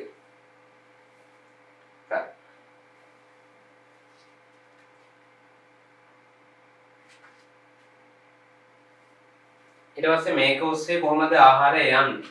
ආහාර ගුලියක් දැන් මෙහෙන් එනවා මුඛ කුහරයෙන් උම ආහාර ගුලියක් එනකොට හරි අන්න ශ්‍රෝතයේ ඔස්සේ දැන් මේක නිකන් අර ඔයාලා හිතන්න එපා මේ හුලම් පුරවපු ටියුබ් එකක් වගේ තියෙනවා කියලා. මේක මෙහෙම ඇකිලිලා තියෙන. හරි හුලම් ඇරපු ටියුබ් එකක් වගේ. කොහොම නිකන් පටියක් වගේ ඔහොම තියෙනවා. හුලම් නැති කඩෙන් ගන්න ටියුබ් එකක් වල හිතන්න බයිසිකල් ටියුබ් එකක්. ඒක තියෙන විදියක් මතකයි නේ. හුලම් ගහලා නැතුව නිකන් තියෙන එක. ඇලිලා වගේනේ තියෙන්නේ. ඒ වගේ තමයි සාමාන්‍ය විදිහට මෙයා තියෙන්නේ. ආහාරය ගුලියක් මෙතෙන්ට ආවයන් පස්සේ මේකේ එක්තරා විශේෂිත පේශිවල තියෙන සංකෝචන ක්‍රියාවල ටික පටන් ගන්නවා. ඒකට අපි කියනවා ක්‍රමාකුංචනය කියලා. ඒ ක්‍රමාකුංචනය මේ අනශෝතයෙන් පටන් ගන්නවා. හරි. ක්‍රමාකුංචනය කියන්නේ මේ පේශිය සංකෝචනය වෙනවා මේක ඉහිල් වෙනවා. හරි මෙතනින් එන පේශිය සංකෝචනය වෙනවා මේක ඉහිල් වෙනවා. එතකොට ආහාරය තල්ලු වෙනවා ඉස්සරහට. ඒතර ආයේ මේ පේශිය ඉහිල් වෙනවා. එතකොට ඉස්සරහා තියෙන පේශි සංකෝචනය වෙලා එහෙම අනුයාතව නිකන් අර පෙළට ඇති වෙන රිද්මයානුකූල තරංගමාලාවකින් ක්‍රමකුංචනය ඇති වෙනවා. ඒ ඔස්සේ තමයි අන්න ශ්‍රෝතය හරහා ආහාරය ගමන් කරන්නේ පාර. ඒතර අන්න ශ්‍රෝතය ඔස්සේ ආහාර පල්ලයට එනවා. ඒ විදිහට රිද්මයානුකූල චලනයකට ක්‍රමකුංචනය කියලා අපි කියනවා. මේ අන්න ශ්‍රෝතය හරහා ඒ විදිහට කොහෙටද ආහාර ලං වෙන්නේ? ඊට පස්සේ මේ තමයි උඩ මෙහෙම උඩ තියෙන අන්න ශ්‍රෝතය දැන් හරි. ඒකෙන් එන්නේ ඊට පස්සේ ආමාශයට. ඊළඟට අපි ආහාර මාර්ග පද්ධතියට තේ කතා කරන්නේ ආමාශය. ආමාශය මේක ටික මල්ලක් වගේනේ ආහාර ගබඩා කරගන්න පුළුවන් විදිහේ ටික හරි එහෙම කියලා කියන්නේ. ජේ හැඩති කියලා කියනවා. හරි. ජේ හැඩති විස්තෘත පැසක්.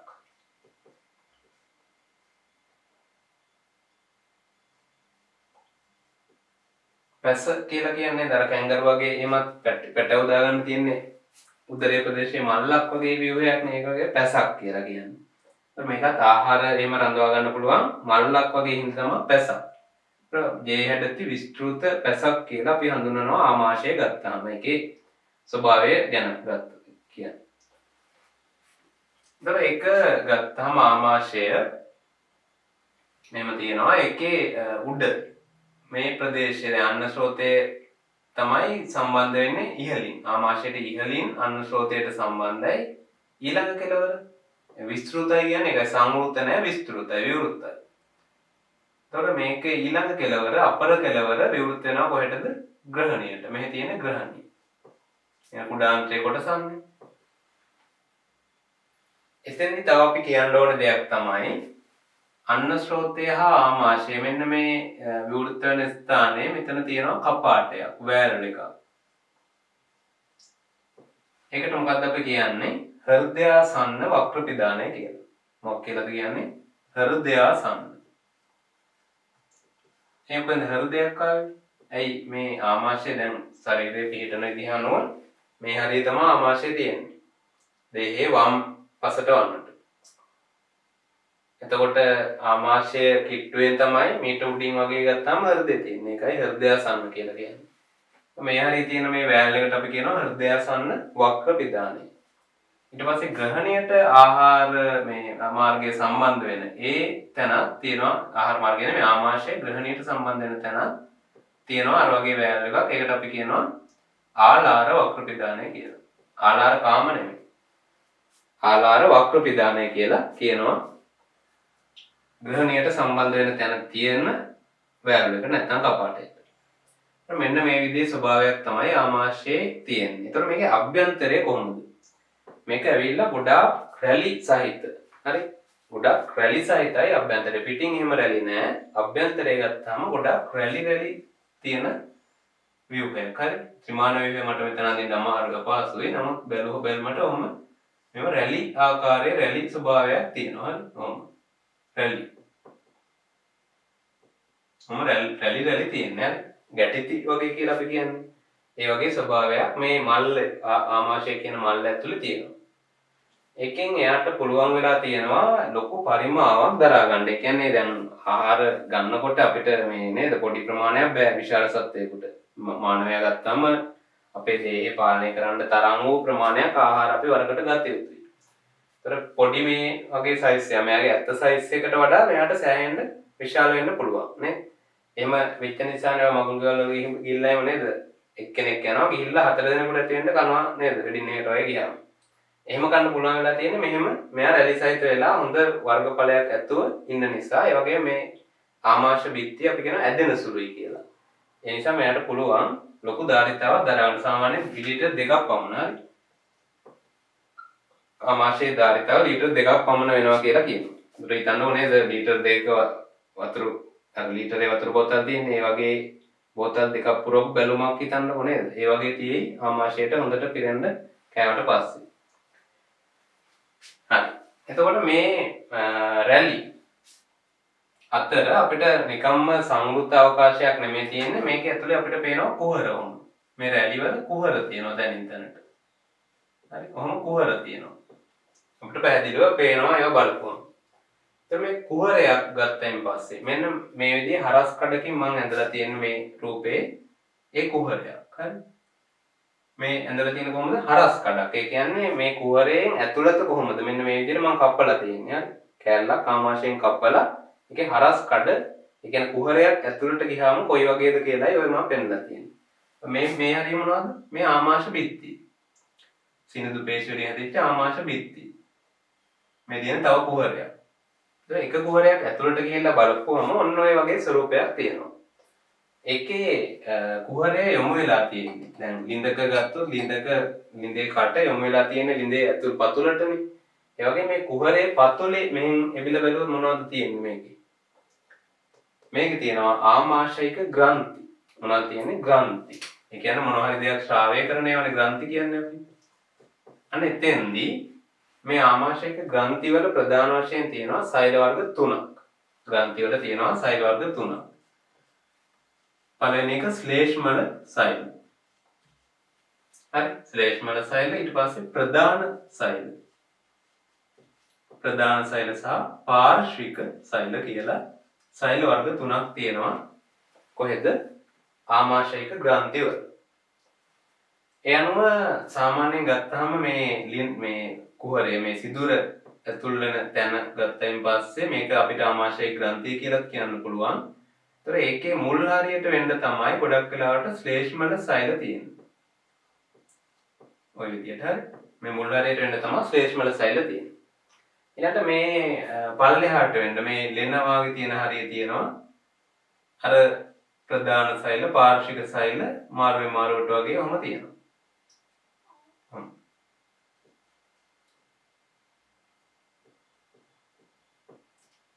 ඔය විදිහට ප්‍රධාන සෛල පාර්ශ්වික සෛල කියලා කියනවා. මම මේ සෛලය නම් කරනවා ප්‍රධාන සෛලයේ විදිහට. මේක පාර්ශ්වික සෛලයේ විදිහට නම් කරනවා. එතකොට මේවෙන් මොකද්ද කරන කාර්යය? දැන් ප්‍රධාන සෛල වලින් මොකද්ද කරන්නේ? ප්‍රධාන සෛල වලින් ස්‍රාවය කරනවා. දැන් සෛල ග්‍රන්ථිනේව ග්‍රන්ථි වර්ග තුනක් තමයි ශ්ලේෂ්මල ස්‍රාවී සෛල, ප්‍රධාන සෛල සහ පාර්ශ්වික සෛල. ඒ කියන්නේ මොනවද දැන් ස්‍රාවය කරන ඒවා වෙන්න එපා ග්‍රන්ථි කියන්නේ නම්. දැන් ශ්ලේෂ්මල ඒවෙන් මොනවද ස්‍රාවය කරනවා නැත්තේ? ශ්ලේෂ්මලේ. මෙතනින් ශ්ලේෂ්මලේ. ප්‍රධාන සෛල වලින් ස්‍රාවය කරනවා පෙප්සිනෝජන්. මොනවද? පෙප්සිනෝජන්. පාර්ශ්වික සෛල වලින් ස්‍රාවය කරනවා H+ සහ Cl-. ඔන්න ඔය දේවල් ටිකයි ප්‍රධාන සෛල වලින් ඒවා ස්‍රාවය කරනවා කියන දේවල් අපි දැනගන්නට ඕන. මේ ආමාශය දැන් ඔය ටිකක් ගිය ව්‍යුහය ගැන කතා කරනකොට මේවා කෘත්‍ය අවශ්‍ය වෙන්නේ නැහැ. පැහැදිලිද? ස්‍රාවය කරන්න මොනවද කියන එක අවශ්‍ය වෙන්නේ නැහැ. ආමාශයේ ව්‍යුහය විස්තර කරන්න කියලා ඇහුවොත් ඒකට අවශ්‍ය වෙන්නේ මෙහෙම සිදුරු තියෙනවා. ඒ සිදුරු වල අභ්‍යන්තරයේ ආමාශයක ග්‍රන්ථි තියෙනවා. ඒවා සමන්විත වෙනවා සෛල වර්ග තුනකින් ශ්ලේෂ්මල සෛල, ප්‍රධාන සෛල සහ පාර්ශ්වික සෛල කියලා. ඊට පස්සේ අර වක්‍ර පිදාන පේශි ගැන කියන්න ඕනේ. ආමාශය ඇදිලා තියෙන පේශි වර්ගය මොකද්ද? ආමාශයේ සිනිඳු පේශි. අනිච්ඡානුගතවන යාගේ පාලනය වෙන්නේ. ඒ නිසා අපි කියනවා සිනිඳු පේශි වලින් තමයි ආමාශය හැදිලා තියෙන්නේ. පේශි වර්ග තුනක් ගැන කතා කරන්නේ සත්ත්ව පටකවල කතා කරද්දී නේද? ඒ ප්‍රධාන කරුණු ටික තමයි ව්‍යුහයට, ආමාශයේ ව්‍යුහයට අපි කියන්න ඕනේ දේවල් ටික. වක්‍ර පිදාන පේශි, වක්‍ර පිදානය ඊට පස්සේ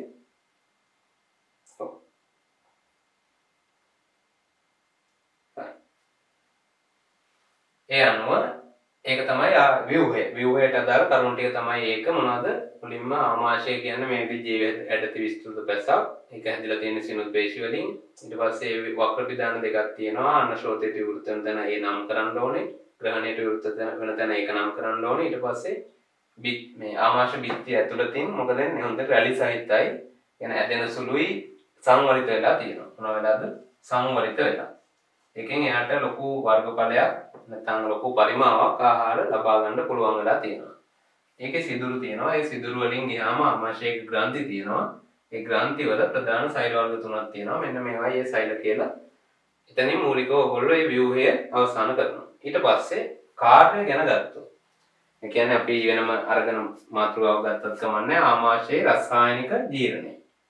ආමාශය තුල කොහොමද රසායනික ජීර්ණය සිද්ධ වෙන්නේ කියන එක ගැන බැලුවොත් මේ කට්ටිය දැන් මම අර කෘත්‍යයේ භාගයක් කිව්වනේ. ඒතර ඒ දෙන්න ඉන්නවා. වෙන්නේ මේකයි. ප්‍රධාන සෛල වලින් ආමාශයේ ග්‍රන්ථි වල තියෙන ප්‍රධාන සෛල වලින් ස්‍රාවය කරනවා පෙප්සිනෝජන්.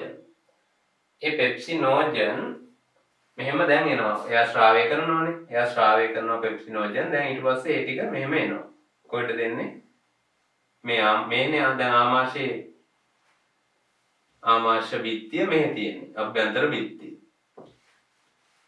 ඒතර කෑම වැටෙන්නේ කොහටද? කෑම වැටෙන්නේ මෙහාට. මෙහෙට තමයි කෑම වැටෙන්නේ. දැන් අපි කියමුකෝ නේද? මොකක්ද අඳින්නේ? කෙඩිය පිටින් කන ඒවා නෑ නේද? මේව අපි කියමු මොනවාරි අඹ කෑල්ලක් හරි ඔන්න වැටුණා කියලා. ඒතර මේක වැටෙන්නේ මෙතෙන්ට. අඹ ගෙඩි පිටින් වැටෙන්නේ නෑ නේද? අපලා එකෙන් ජීර්ණය මේ යම් තාදුරකට අපි ජීර්ණය කරගත්ත එකන මෙතෙන්ට වැටෙන්නේ. ඒ අනුව ඒක එතෙන්ට වැටුණායින් පස්සේ දැන් මෙහෙන් එනවා පෙප්සිනෝජන්. මෙහෙන් එනවා පාර්ශ්වික සෛල වලින් නිකුත් කරන මොනවද? ඒකත් එක්ක එකතු වෙලා වෙන්න පුළුවන් H+ I Cl-. ඒතර ඒවා දෙක මෙහාට උඩට එනකොට මේ සෛල වලින් මොනවද ස්‍රාවය කරන්නේ? ශ්ලේෂ්මල. තමයි තුන් දෙනාම එක්කව වෙලා මොකයට එනවද? ආමාශයික බිත්තිය මේ ආශ්‍රිතව එනවා. මේකේ මූලිකවම මේ ආමාශය බිත්තියේ මූලිකවම මේ විදිහට ස්තරයක් විදිහට හැදෙනවා. කවුද? ශ්ලේෂ්මලේ. එක අතකින් ආමාශයට උදව්වක් වෙනවා. ආමාශයේ බිත්තිය ජීර්ණය වීම වළක්වන්න. තමන්ගේම බිත්තිය ජීර්ණය වෙනවා. ස්වයං ජීර්ණයක් වෙනවා. ඒ කොහොමද ස්වයං ජීර්ණය වෙන්නේ? ඇයි HCl තියෙනවා එකක්. එයත් කාදනය කරන අම්ලයක්නේ. HCl ටිකක් අතට වැටුණොත් බලා ගන්න පුළුවන් පිච්චෙනවා අනිවාර්යයෙන්. ඒ විතර නෙමෙයි පෙප්සිනෝජන් කියලා කියන්නේ ප්‍රෝටීන ජීර්ණයට අදාළ එන්සයිමයක්. එතකොට එයාගෙන් සහ HCl වලින් ආරක්ෂා වෙන්න ශ්ලේෂ්මල ස්තරයක් නිරන්තරයෙන්ම ආමාශය බිත්තිය ඇතුළු බිත්තියේ තියෙනවා. ඒකෙන් ස්වයං ජීර්ණය වෙන එක වළකිනවා. ඒකෙදි තව අපි දෙයක් කියන්න ඕනේ මෙන්න මේ පෙප්සිනෝජන්. පෙප්සිනෝජන් වලට බෑ ප්‍රෝටීන් ජීර්ණය ආරම්භ කරන්න. ප්‍රෝටීන ජීර්ණය කරන එන්සයිමය තමයි පෙප්සීන්. මොනවාද? පෙප්සීන්. ඒතර කෝ පෙප්සීන්. දැන් පෙප්සින් නම් ඕනේ. පෙප්සිනෝජන් ඇවිල්ලා හරියන්නේ නැහැ. පෙප්සිනෝජන් කියන්නේ ඒකට බෑ ඒක. පෙප්සීන්ම ඕනේ. ඒතර පෙප්සිනෝජන් වලින් කොහොමද පෙප්සින් හදාගන්නේ? පෙප්සිනෝජන් HCl එක එකතු වෙනාන් පස්සේ දැන් මෙතනින් H+Cl- විදියට ශ්‍රාවය වෙලා ශ්ලේෂ්මලයත් එක්ක එකතු වුණා. මෙතෙන්ට ආවයන් පස්සේ එයා HCl බවට පත් වෙනවා. අන්න එයාගේ ක්‍රියාකාරීත්වය මොන බවටද? පෙප්සිනෝජන් පෙප්සීන් බවට පත් වෙනවා. එහෙනම් පෙප්සිනෝජන් පෙප්සීන් බවට පත් කරන්න උත්තේජකයක් විදියට ක්‍රියා කරන්නේ කවුද? HCl. ඒ අනුව ඊට පස්සේ පෙප්සින් හැදෙනවා. ඊට පස්සේ හැදෙන පෙප්සින් ආපහු උත්තේජනයක් වෙනවා. ආපහු HCl නැත පෙප්සිනෝජන් පෙප්සින් කරන්න. ඒ කියන්නේ ඊළඟට එන පෙප්සිනෝජන් පෙප්සින් කරන්න හැදිච්ච පෙප්සින උත්තේජනයක් වෙනවා. හරි. එයත් ක්‍රියා කරලා එයයි HCl දෙන්නගේම ක්‍රියාවෙන් මොකක් වෙනවද ඊට පස්සේ හැදෙන පෙප්සිනෝජන් අණුව පෙප්සින් බවට පත් කරනවා. එතකොට ඒක ගැටලුවක් නැහැ. අපිට පෙප්සින් හම්බ වෙනවා නේ. හරි. එතකොට ඔය දේවල් ටික සිද්ධ වෙනවා. ඒකෙන් පෙප්සින් වලින් කරන්නේ මොකද්ද? ප්‍රෝටීන කුඩා පොලිපෙප්ටයිඩ් බවට ජීර්ණය කිරීම. කුඩා පොලිපෙප්ටයිඩ් බවට ජීර්ණය කරනවා. පොලිපෙප්ටයිඩ් දාමයක්. දැන් සමහර ප්‍රෝටීන පොලිපෙප්ටයිඩ් දාම කීපයක් තියෙන්න පුළුවන්. බොහෝ අපි ගන්න ප්‍රෝටීන ඇල්බියුමින් ඒ වගේ දේවල් ප්‍රෝටීනේ ත්‍රිතීක ව්‍යුහයේ තියෙන එක කියන්නේ තනි දාමයක්. එතකොට එයාගේ පොලිපෙප්ටයිඩ් දාමය කුඩා පොලිපෙප්ටයිඩ් බවට පත් කරනවා. දාමයක් කීපවලකින් කඩලා දාන්න පුළුවන්. ඒ අනුව මෙන්න මේ ක්‍රියාවලිය ටික. හරි. රසායනික ජීර්ණය යටතේ ওই ක්‍රියාවලිය ටික කියන්න ඕනේ. ඊට පස්සේ ඊට අමතරව මෙතනදී මම තැනකදී කිව්වා ශ්ලේෂ්ම වල ස්තරයක් තියෙනවා මේක ස්වයං ජීර්ණය වළක්වන්න. ඒ වගේම ස්වයං ජීර්ණය වළක්වන්න තව අනුවර්තනයක් තමයි මෙන්න මේ විදිහේ අක්‍රීය ආකාරයක් විදිහට මෙයාව ශ්‍රාවය වීම. නැත්තම් මෙහෙන් ඉඳලම පෙප්සින්ම ශ්‍රාවය වුණා නම් මේ ටිකත් ජීර්ණය කරගෙන තමයි එයා බිත්තියට යන්නේ. මේ හරි කුහරයට එන්නේ නේ. ආමාශය කුහරයට එන්නේ අර භාගය ජීර්ණය කරගෙන තමන්ගෙම. එහෙම වෙලා බෑනේ. අනිවාර්යයෙන්ම ආහාර ජීර්ණය සඳහායි අපි මේ එන්සයිම දාන්නේ. එතකොට ඒක වළක්වන්නත් උදව් වෙනවා මේ විදිහ අක්‍රීය ආකාරයක් විදිහට එන්සයිමය ශ්‍රාවය කිරීම. ඒකත් ඒ වගේම ශ්ලේෂ්මල ස්තරයක් පැවතීම අපහු මේ අපිච්ච දේ. හරි. ආමාශය කුහරයේ තියෙන අපිච්ච දේ දින 3කට වරක් අලුත් වෙනවා. එහෙනම් ආමාශය ස්වයං ජීර්ණය වළක්වන්න අනුවර්තන 3යි. අක්‍රියාකාරයක් ලෙස එන්සයිම ශ්‍රාවය, ශ්ලේෂ්මල ස්තරයක් පවත්වීම, ඊළඟට දින 3කට වරක් ආමාශය අපිච්ඡදය යලි ස්ථාපනය ප්‍රතිස්ථාපනය වීම. ඒ තමයි රසායනික ජීර්ණයට අමතරව ආමාශය ගැන කියන්න රසායනික ජීර්ණය ගැන කියද්දි කියන්න තියෙන අනිත් කොටස් ටික. එතකොට මේ කොටස් ටික හරි මම කිව්වා පාර්ශ්වික සෛල වලින් තමයි H+Cl- හදන්නේ. ඊට පස්සේ ඒවා කුහරයට ගියන් පස්සේ Cl හැදෙනවා. ඔක්කොම ඒ ටික හරි. ඊට පස්සේ ආපහු දැන් ඔය දේවල් වෙනවා. ඊට පස්සේ දැන් ඔක්කොම ශ්‍රාවය වෙනවා. ශ්‍රාවය නම් නිකන් තියනවද? ඒකත් ඊළඟට අපි කියන්න ඕනේ. ඒ කියන්නේ ඒ පෙප්සින් යනවා. පෙප්සින් හැදෙනවා. Cl හැදෙනවා. කෑමක් එනවා. ශ්ලේෂ්මලයක් තියෙනවා. කොහොම ඔක්කොම දැන් නිකන් තිබිලා ඊට පස්සේ ග්‍රහණයට එනවාද මෙතන? එහෙම වෙන්නේ නැහැ. මෙතන හොඳ ජීර්ණ ක්‍රියාවලියක් සිද්ධ වෙනවා. භෞතිකමය වශයෙන් ආමාශය විශාල වශයෙන් ක්‍රියාකාරී බවක් පෙන්වනවා. ඒකට අපි කියනවා භෞතික වශයෙන් මේ සිදුවන ක්‍රියාකාරීත්වයෙන් ආහාර මත්ගෑම සිද්ධ වෙනවා කියලා. මත් ගන්නවා. හරි. මත් ගන්නවා කියලා කියන්නේ අර අජීර්ණ බඩේ අජීර්ණ තත්ත්ව ආපුවම මත් ගාලා දෙනවා කියලා අර නෑබිලේ කියලා දන්නවද දන්නේ නැහැ. ඒ වලන් වාහනයකට දාලා බත් ටික පොඩි කරලා එහෙම අම්මලා දෙනවා කමින්ට. ඒ වගේ මේ මත්ගෑමේ ක්‍රියාවලියක් සිද්ධ වෙනවා. ඒ කියන්නේ මේක ඇතිවන ක්‍රමාකුංචන චලන ආමාශය තුල ඇතිවන පේශිවල සිනිඳු පේශිවල අනිච්චානුගතව ඇතිවන ක්‍රමාකුංචන චලන මගින් හොඳින් ආහාරය මේ එන්සයිම සහ HCl සමග මිශ්‍ර වීම සිද්ධ වෙනවා. ඒ අතරතුර යාන්ත්‍රික ජීර්ණයක් යාන්ත්‍රිකව විශාල උපකාරයක් වෙනවා රසායනික ජීර්ණයට යාන්ත්‍රිකව සිද්ධ වෙන මේ ක්‍රියාවලිය. ඒතර ඒකත් ඕගොල්ලන්ගේ කියන්න ඕනේ අර සංකෝචන ඉහිල්වීම. ඒ කියන්නේ ක්‍රමකුංචන චලන ශ්‍රේණියක් ඇතිවීමෙන් හොඳින් මිශ්‍ර වෙනවා මේ ආමාශයේදී ආහාර ටික. කොහොම මේ මධ්‍යමයේ ක්‍රියාවලිය සිද්ධ වෙලා අර තිබිච්ච ආහාර ටික මෙන්න මේ බවට ආමලසය. ඒ කියන්නේ අර්ධ ඝන ස්වභාවයක්. හරි ආහාරයේ අර්ධ ඝන ස්වභාවයක නිකන් තරලමය ස්වභාවයක නිකන් දුෂ්‍රාවී ද්‍රවයක් වගේ හරි පැණි වගේ. මොකද්ද පැණි වගේ ආමලසය කියන එක. හරි ඒ වගේ තත්වයකට පත් කරනවා අවසානයේ ඔය සියලු ක්‍රියාවලිය වල අවසානයේදී මේ වගේ තත්වයකට පත් වෙනවා අපි ලබාගත්තු ආහාරය. ඔය මරණ පරීක්ෂණවලදී එහෙම ආමාශය කපනවා. ඒ කියන්නේ විශේෂයෙන්ම මේ ඒ කියන්නේ මොනවද ගත්තු ආහාර අරන් තියෙන කොයි වෙලාවෙද මේ පරීක්ෂා ඔස්සේ නිගමනය කරන්න පුළුවන්නේ මේ පුද්ගලයා මිය ගිහිල්ලා කොච්චර වෙලාවක්ද කියලා.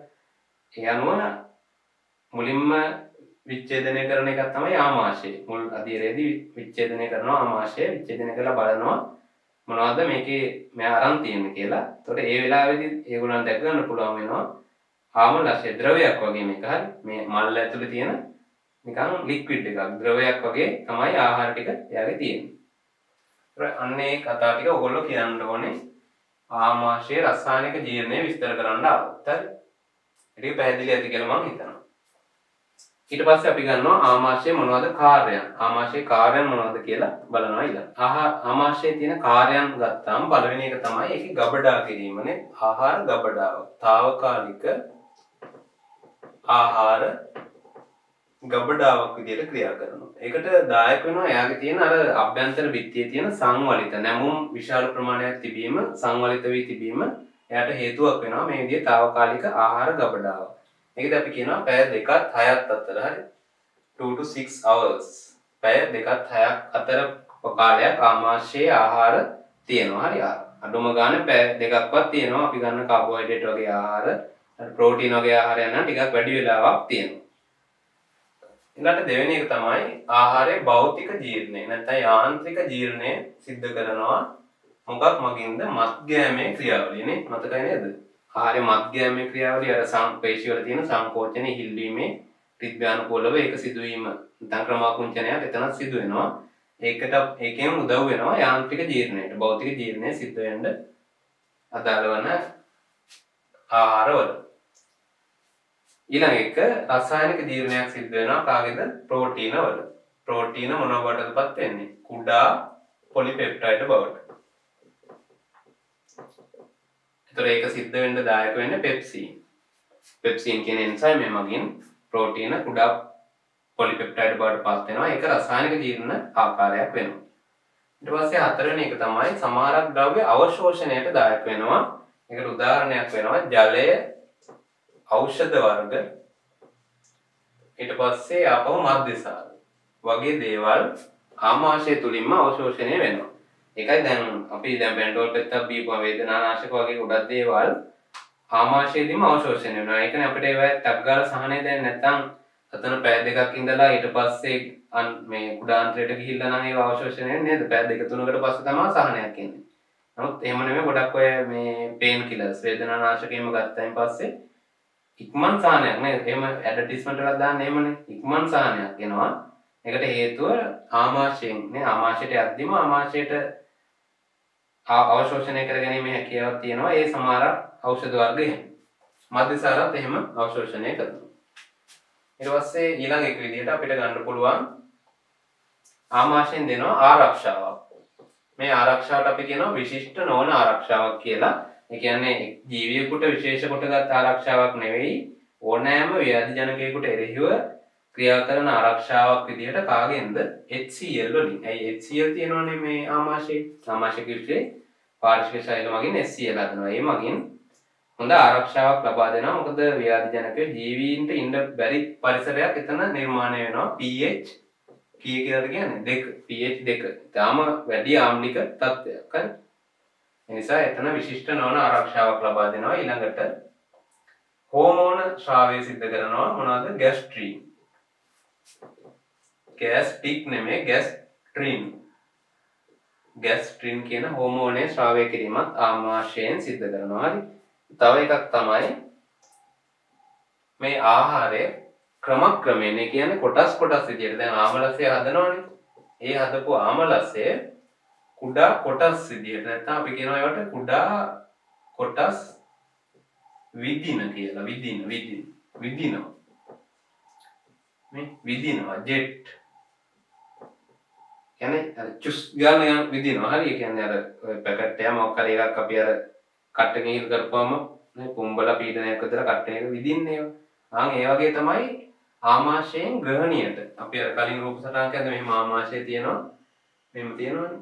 මේ ආමාශයෙන් ග්‍රහණියට මෙහෙම අර වක්‍ර පිදාන පේශියකුත් තියෙනවා ආලාර වක්‍ර පිදානේ. ඒක පොඩ්ඩක් ඇරෙනවා කොටසක් විදිනවා. ආපහු ඒක පොඩ්ඩක් ඇරෙනවා. එහෙම තමයි. එකපාරටම හෝස් ගාලා යන්නේ නැහැ. නිකන් අර මේ වෙල්ලාරියා වගේ වික්ටෝරියා වෙල්ලාරියා වගේ හෝස් ගාලා ඔක්කොම ටික යන්නේ නැහැ. පොඩ තමයි ඒ හොඳටම ජීර්ණය වෙලා ආමාශයේ ජීර්ණය ඒ වැඩේ අවසන් කරපු කොටස මෙහාට තල්ලු වෙලා ආවිල්ලා මේකෙන් විදිනවා ග්‍රහණයට. එහෙමයි වෙන්නේ. හරි. ඒ නිසා ගොඩක් කාර්යක්ෂම වෙලා තියෙනවා කියනවා. ආමාශය තුලින් ඒ ලබා දෙන ආමලස්ය ජීර්ණය වීම. හරි. ඒ අනුව මෙන්න මේ ක්‍රියාවලිය 7 ප්‍රධාන වශයෙන් 7ක් තියෙනවා. ඒ 7 ඔයගොල්ලෝ හොඳට පැහැදිලිව ලයිස්තුගත කරගන්න ඕනේ. හොඳයි. ඊළඟට අපිට ආමාශය හරි ඊළඟට යන්න තියෙන්නේ කුඩා අන්ත්‍රයට. හරි. මේ කොටස් ටික හරි.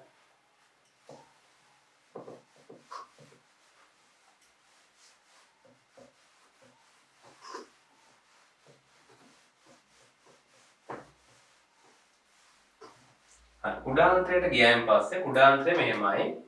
දැන් මුලින්ම ඒකේ ග්‍රහණීය කියලා කොටසක් හම්බ වෙනවා. ග්‍රහණීයෙන් පටන් අරගෙන ඔහොම තමයි කුඩාන්ත්‍රය යන්නේ. ඔය විදිහේ ස්වභාවය කුඩාන්ත්‍රය තියෙනවා. මේක ගිහිල්ලා මහාන්ත්‍රයට සම්බන්ධ වෙනවා. මේ කුඩාන්ත්‍රයේ මේ මුල් කොටස අපි කියනවා කුඩාන්ත්‍රයේ කොටස් 3කින් සමන්විතයි කියලා. පළවෙනි එක තමයි ග්‍රහණීය. දෙවෙනි එක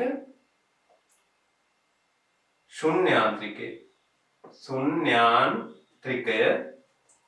තුන්වෙනි කොටස ශේෂාන්ත්‍රිකය. ශේෂය කියන්නේ අන්තිම නේද? ශේෂාන්ත්‍රිකය. හරි. ඒ කියන්නේ මේ හරිය වගේ කොහොම කොටස් තුන අපිට බෙදන්න පුළුවන්.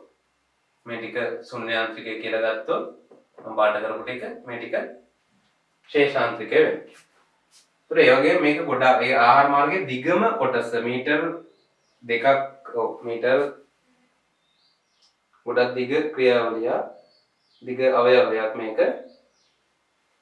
ඔව් මීටර් 2ක් හෝ එහෙම ආසන්න ගණනක් හරි දිගයි කුඩාන්ත්‍රය.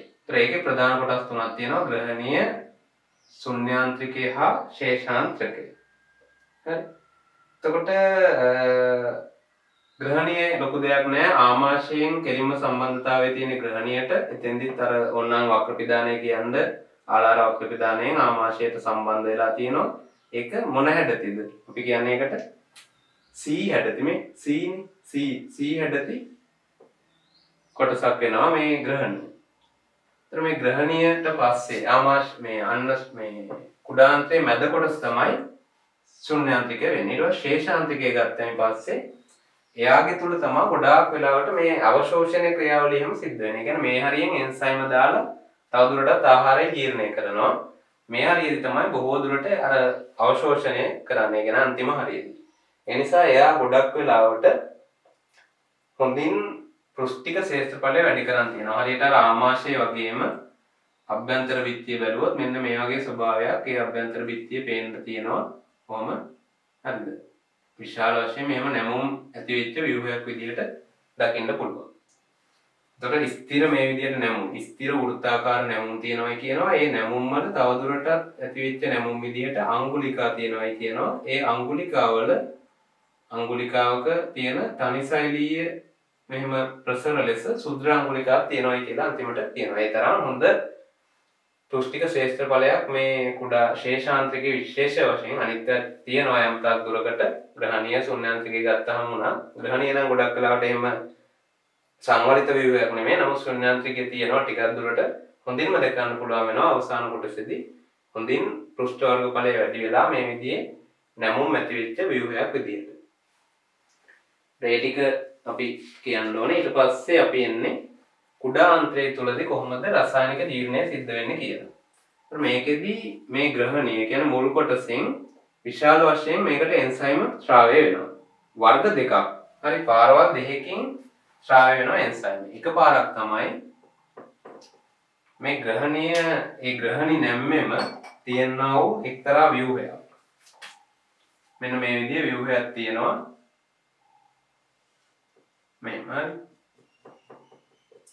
මෙයාට අපි කියන්නේ මොකක් කියලාද? අග්න්‍යාංශය. අපේ ඊළඟට මේ කොටසෙන් පස්සේ ඒව ගැන කතා කරනවා. අග්න්‍යාංශය අක්මාව ගැන.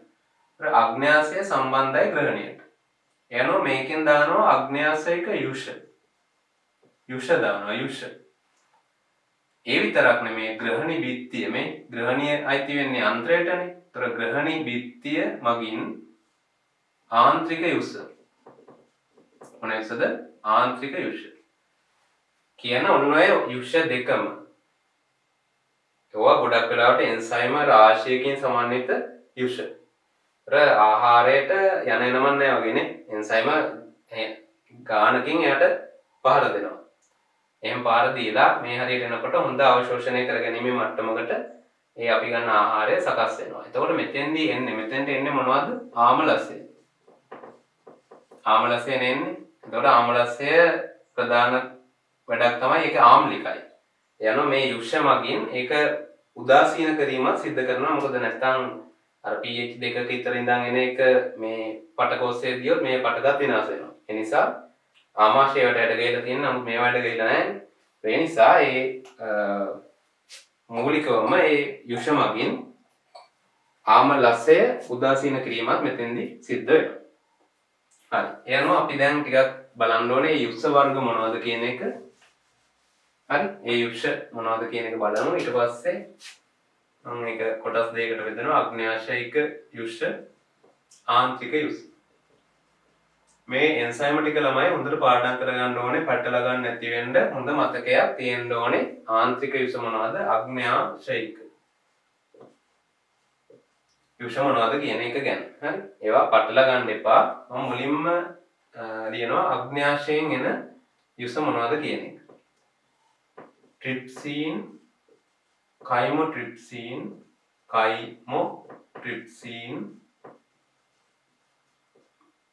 අග්න්‍යාශයික ඇමයිලේස්, ඊට පස්සේ අග්න්‍යාශයික ලයිපේස්, අග්න්‍යාශයික කාබොක්සි පෙප්ටිඩේස්,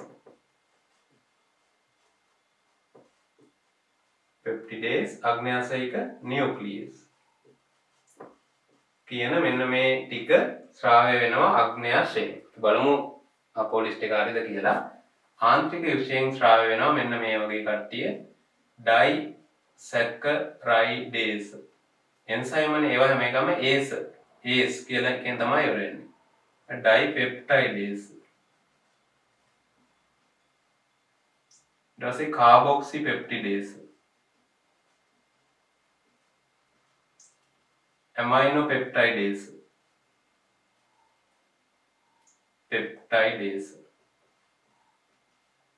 ඊට පස්සේ නියුක්ලියෝටයිඩේස්.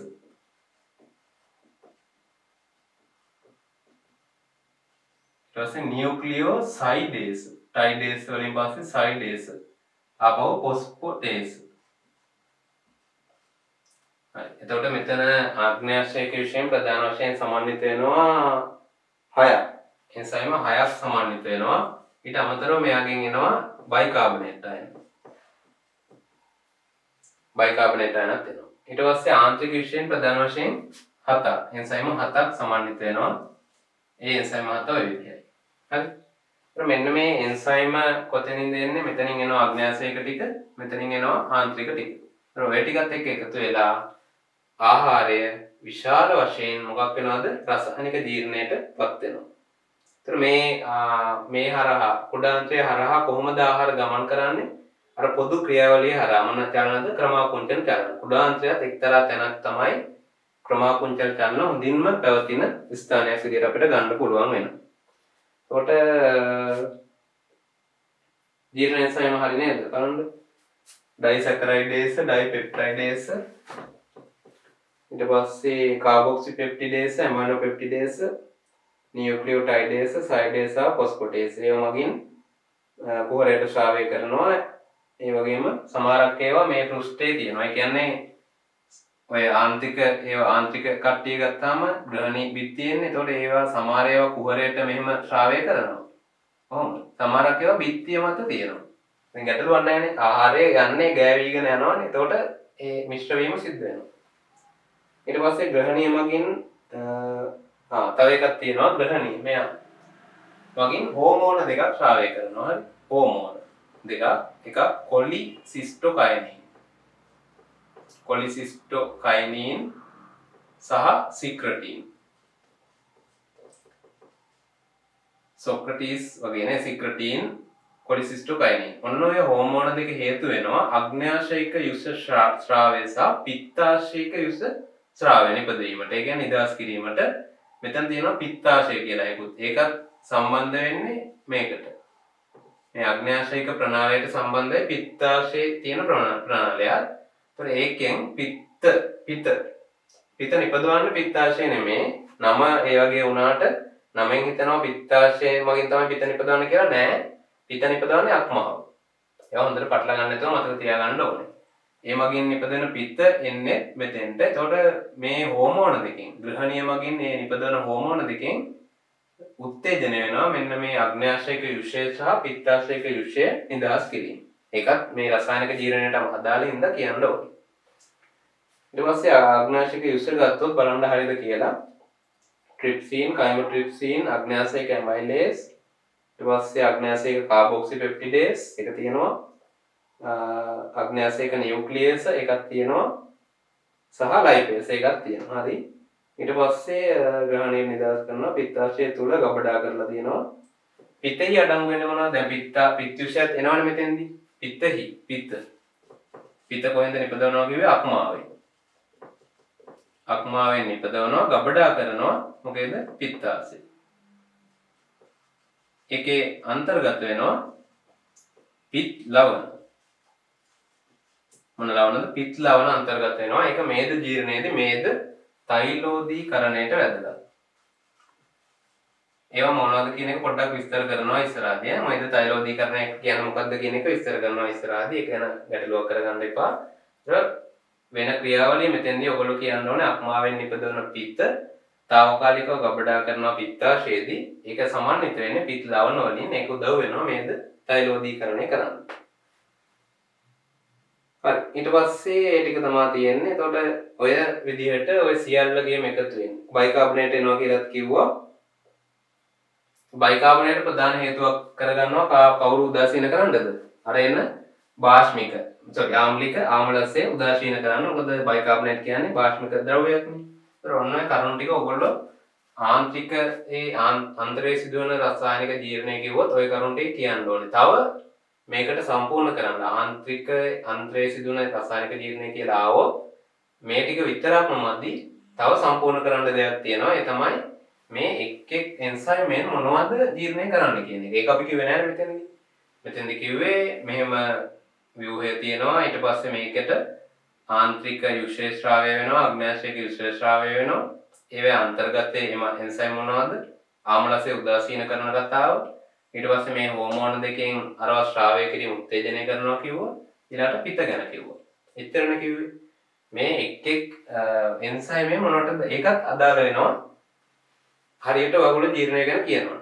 එහෙනම් අපි ඊළඟට බලනවා මේ එන්සයිම් වලින් කොහොමද ඒ ජීර්ණ ක්‍රියාවලිය සිද්ධ වෙන්නේ කියලා එක එකට. හරි. කුඩා අන්ත්‍රයේදී සිදුවන රසායනික ජීර්ණය දැන් අපි කොටසක් කිව්වා. ඒ කියන්නේ එකෙන් ශ්‍රාවය වෙන එන්සයිම් ටික ඒව මේවා ටික කිව්වා. දැන් අපි බලන්න යන්නේ පෝෂක ද්‍රව්‍ය කොහොමද එන්සයිම් වලින් ජීර්ණය වෙන්නේ කියන එක බලන්න. ඒ කියන්නේ මේ අන්ත්‍රය හරිද හැම එකකම මෙතන අන්ත්‍රයට අදාළ තමයි මේ දේවල් ටික මම බෝඩ් එකේ සටහනක් දාගෙන තියෙන්නේ. ඒතර ඕගොල්ලොත් ඒක ඒ විදිහට කරන්න ඒක පහසුයි. නිකන් ඡේදයක් විදිහට මේක මතක තියාගන්නට වඩා මෙහෙම කරන එක පහසුයි. හැබැයි ඔයගොල්ලෝ රචනා ප්‍රශ්නවලට ලියද්දි මෙහෙම chart එකක් ගහුවා කියලා ලකුණු දෙන්නේ නැහැ. ඒක හොඳට මතක තියාගන්න.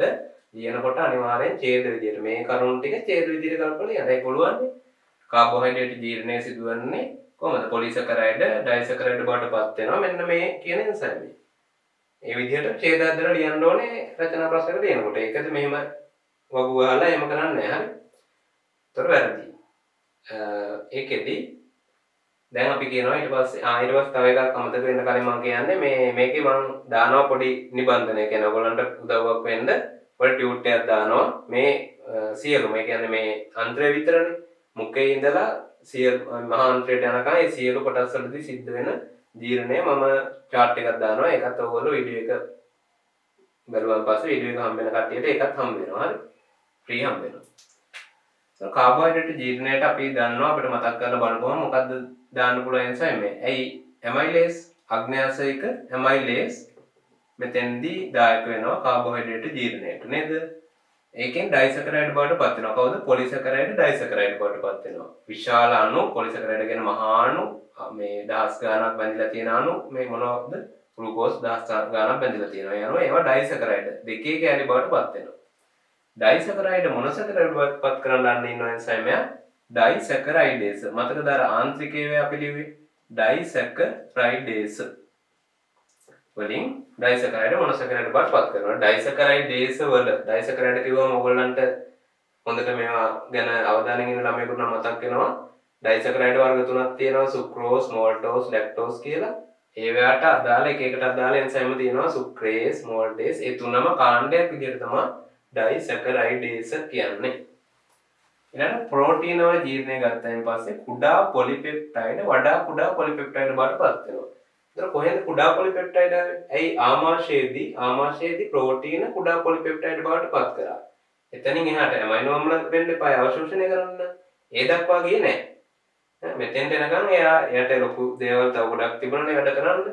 එනවා මෙයා කුඩා පොලිපෙප්ටයිඩ් තමයි ආමලසයෙන් නිකුත් කරන්නේ. එනවා ඒවා වඩා කුඩා පොලිපෙප්ටයිඩ් පත් වෙනවා ට්‍රිප්සින්. මතකද? ට්‍රිප්සින් හා කයිමොට්‍රිප්සින්. අග්න්‍යාසයික විශේෂ තිබ්බේ ට්‍රිප්සින් හා කයිමොට්‍රිප්සින් කියන එන්සයිම් දෙකෙන් කුඩා පොලිපෙප්ටයිඩ් වඩා කුඩා පොලිපෙප්ටයිඩ් බවට පත් වෙනවා. ඒ කියන්නේ පොලිපෙප්ටයිඩ් දාමයක් ලොකු මෙහෙම දහස් ගාණක් නේද? ඒ වගේ හිටන පොලිපෙප්ටයිඩ් දාමයක් කියන්නේ ඒවා කුඩා පොලිපෙප්ටයිඩ් දාම විදිහට තියෙනවා. ඒවා තව දුරටත් නේද? පොලිපෙප්ටයිඩ් අපි ගමු 100ක 50ක 60ක වගේ ඇමයිනෝ අම්ල ප්‍රමාණයක් තියෙන ඒවට අපි කියන්න පුළුවන් වඩා කුඩා පොලිපෙප්ටයිඩ් කියලා. හරි. එන වඩා කුඩා පොලිපෙප්ටයිඩ් කුඩා පෙප්ටයිඩ් දැන් මේ වචන වෙනස් එකිනෙකට. හරි. මේවා තමයි MCQ වල ඔයගොල්ලන්ගේ පොයින්ට් වෙන්නේ. අන්තිම හරි MCQ එකට මේ වගේ එකක් ආවම ඇයි හොඳට රත් වෙලා ඉන්න වෙලාවනේ. ඒතකොට මේවා අනිවාර්යෙන්ම මගහැරෙනවා ඔයගොල්ලන්ට. එහෙනම් හොඳට බලන්න ඕනේ මේ වචන දිහා. හරි. වඩා කුඩා පොලිපෙප්ටයිඩ් කුඩා පෙප්ටයිඩ් බවට පත් කරනවා කාබොක්සි පෙප්ටිඩේස්. මතකද ඒක? අග්න්‍යාසයිකේම ශ්‍රාවය වන අග්න්‍යාසයික කාබොක්සි පෙප්ටිඩේස් කිව්වේ. එයා ප්‍රධාන වශයෙන් මෙතෙන්දි දායක වෙනවා. හරිද? කුඩා පෙප්ටයිඩ් බවට පත් කරන්න මොනවද? වඩා කුඩා පොලිපෙප්ටයිඩ්.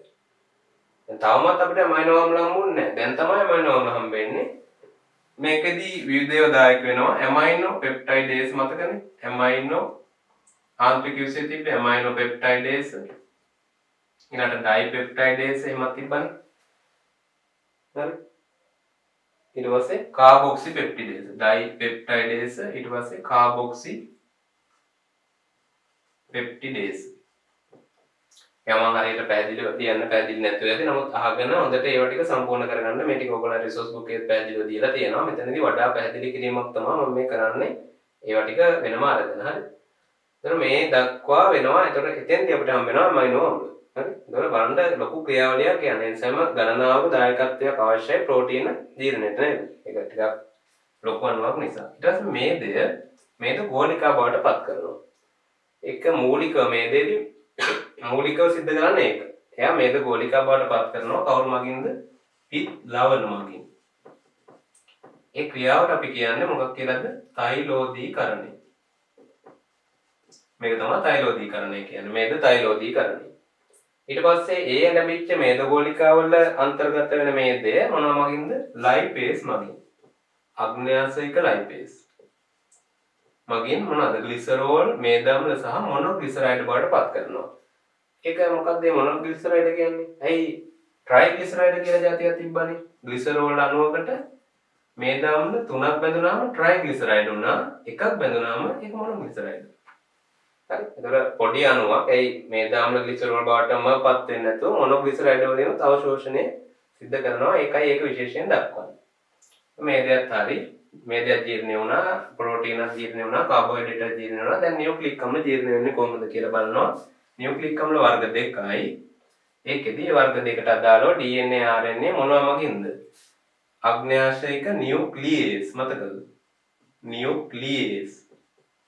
අන නියුක්ලියේස් මගින් තමයි නියුක්ලික් අම්ල නියුක්ලියෝටයිඩ් බවටපත් කරන්නේ. ඊළඟට නියුක්ලියෝටයිඩ් එනවනේ මෙතනින්. ඒවා තවදුරටත් ඒ කියන්නේ නියුක්ලියෝටයිඩ් කියන්නේ මේ වගේ ව්‍යුහයක්. ඒකේ නයිට්‍රජන් වාෂ්ම කැලක් තියෙනවා, ෆොස්ෆේට කාණ්ඩයක් තියෙනවා, සීනි කාණ්ඩයක් තියෙනවා.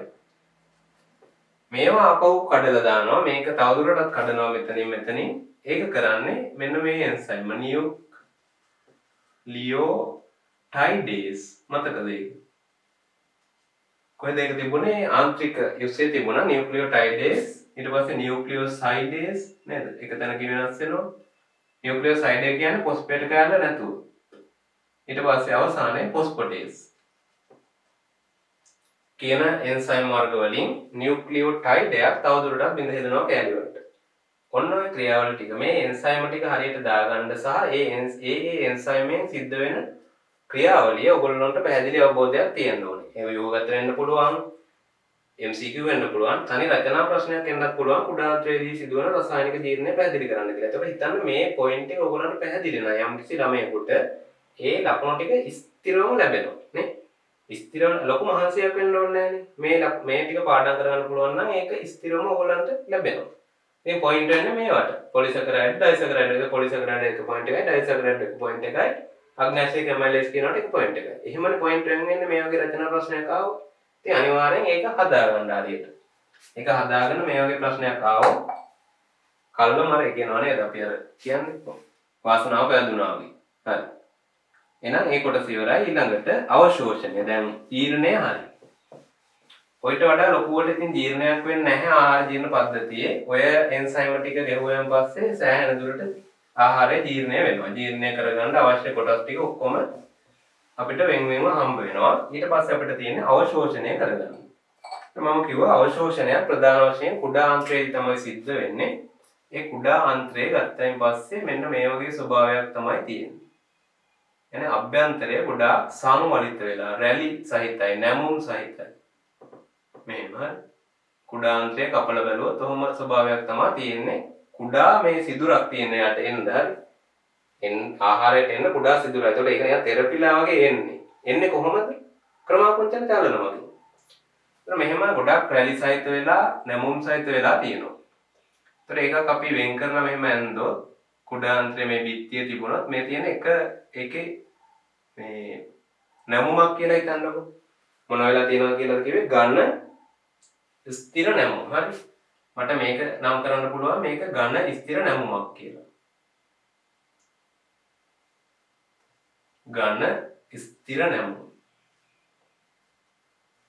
එතන මේ ඝන ස්ථිර නැමුමක තවදුරටත් තියෙනවා අංගුලිකා කියලා ව්‍යුහයක්. මේ ඝන ස්ථිර නැමුම තවදුරටත් මොන වෙනවද? මේ තුල අංගුලිකා. මේක තවත් මෙහෙම නැමෙනවා. හරි. නිකම්ම මේක ඔහොම තියනව නෙමේ. බිත්තිය මුලින්ම ඝනකම් විදියට රැලි වගේ ඇවිල්ලා ඊට පස්සේ ඒ රැලි වල ආපහු මෙහෙම නැමුම් ඇතිලා තියෙනවා. ඒකට අපි කියනවා අංගුලිකා කියලා. මේක නම් කරේ මට අංගුලිකා. විලායි කියලා කියනවා. ඒතර අංගුලිකාවක් සැලකුවම අංගුලිකාවේ කෙළවරවල් වල තියෙන සෛලවල මෙන්න මේ විදිහට තියෙනවා ශුද්ධ අංගුලිකා මයික්‍රෝවිලායි.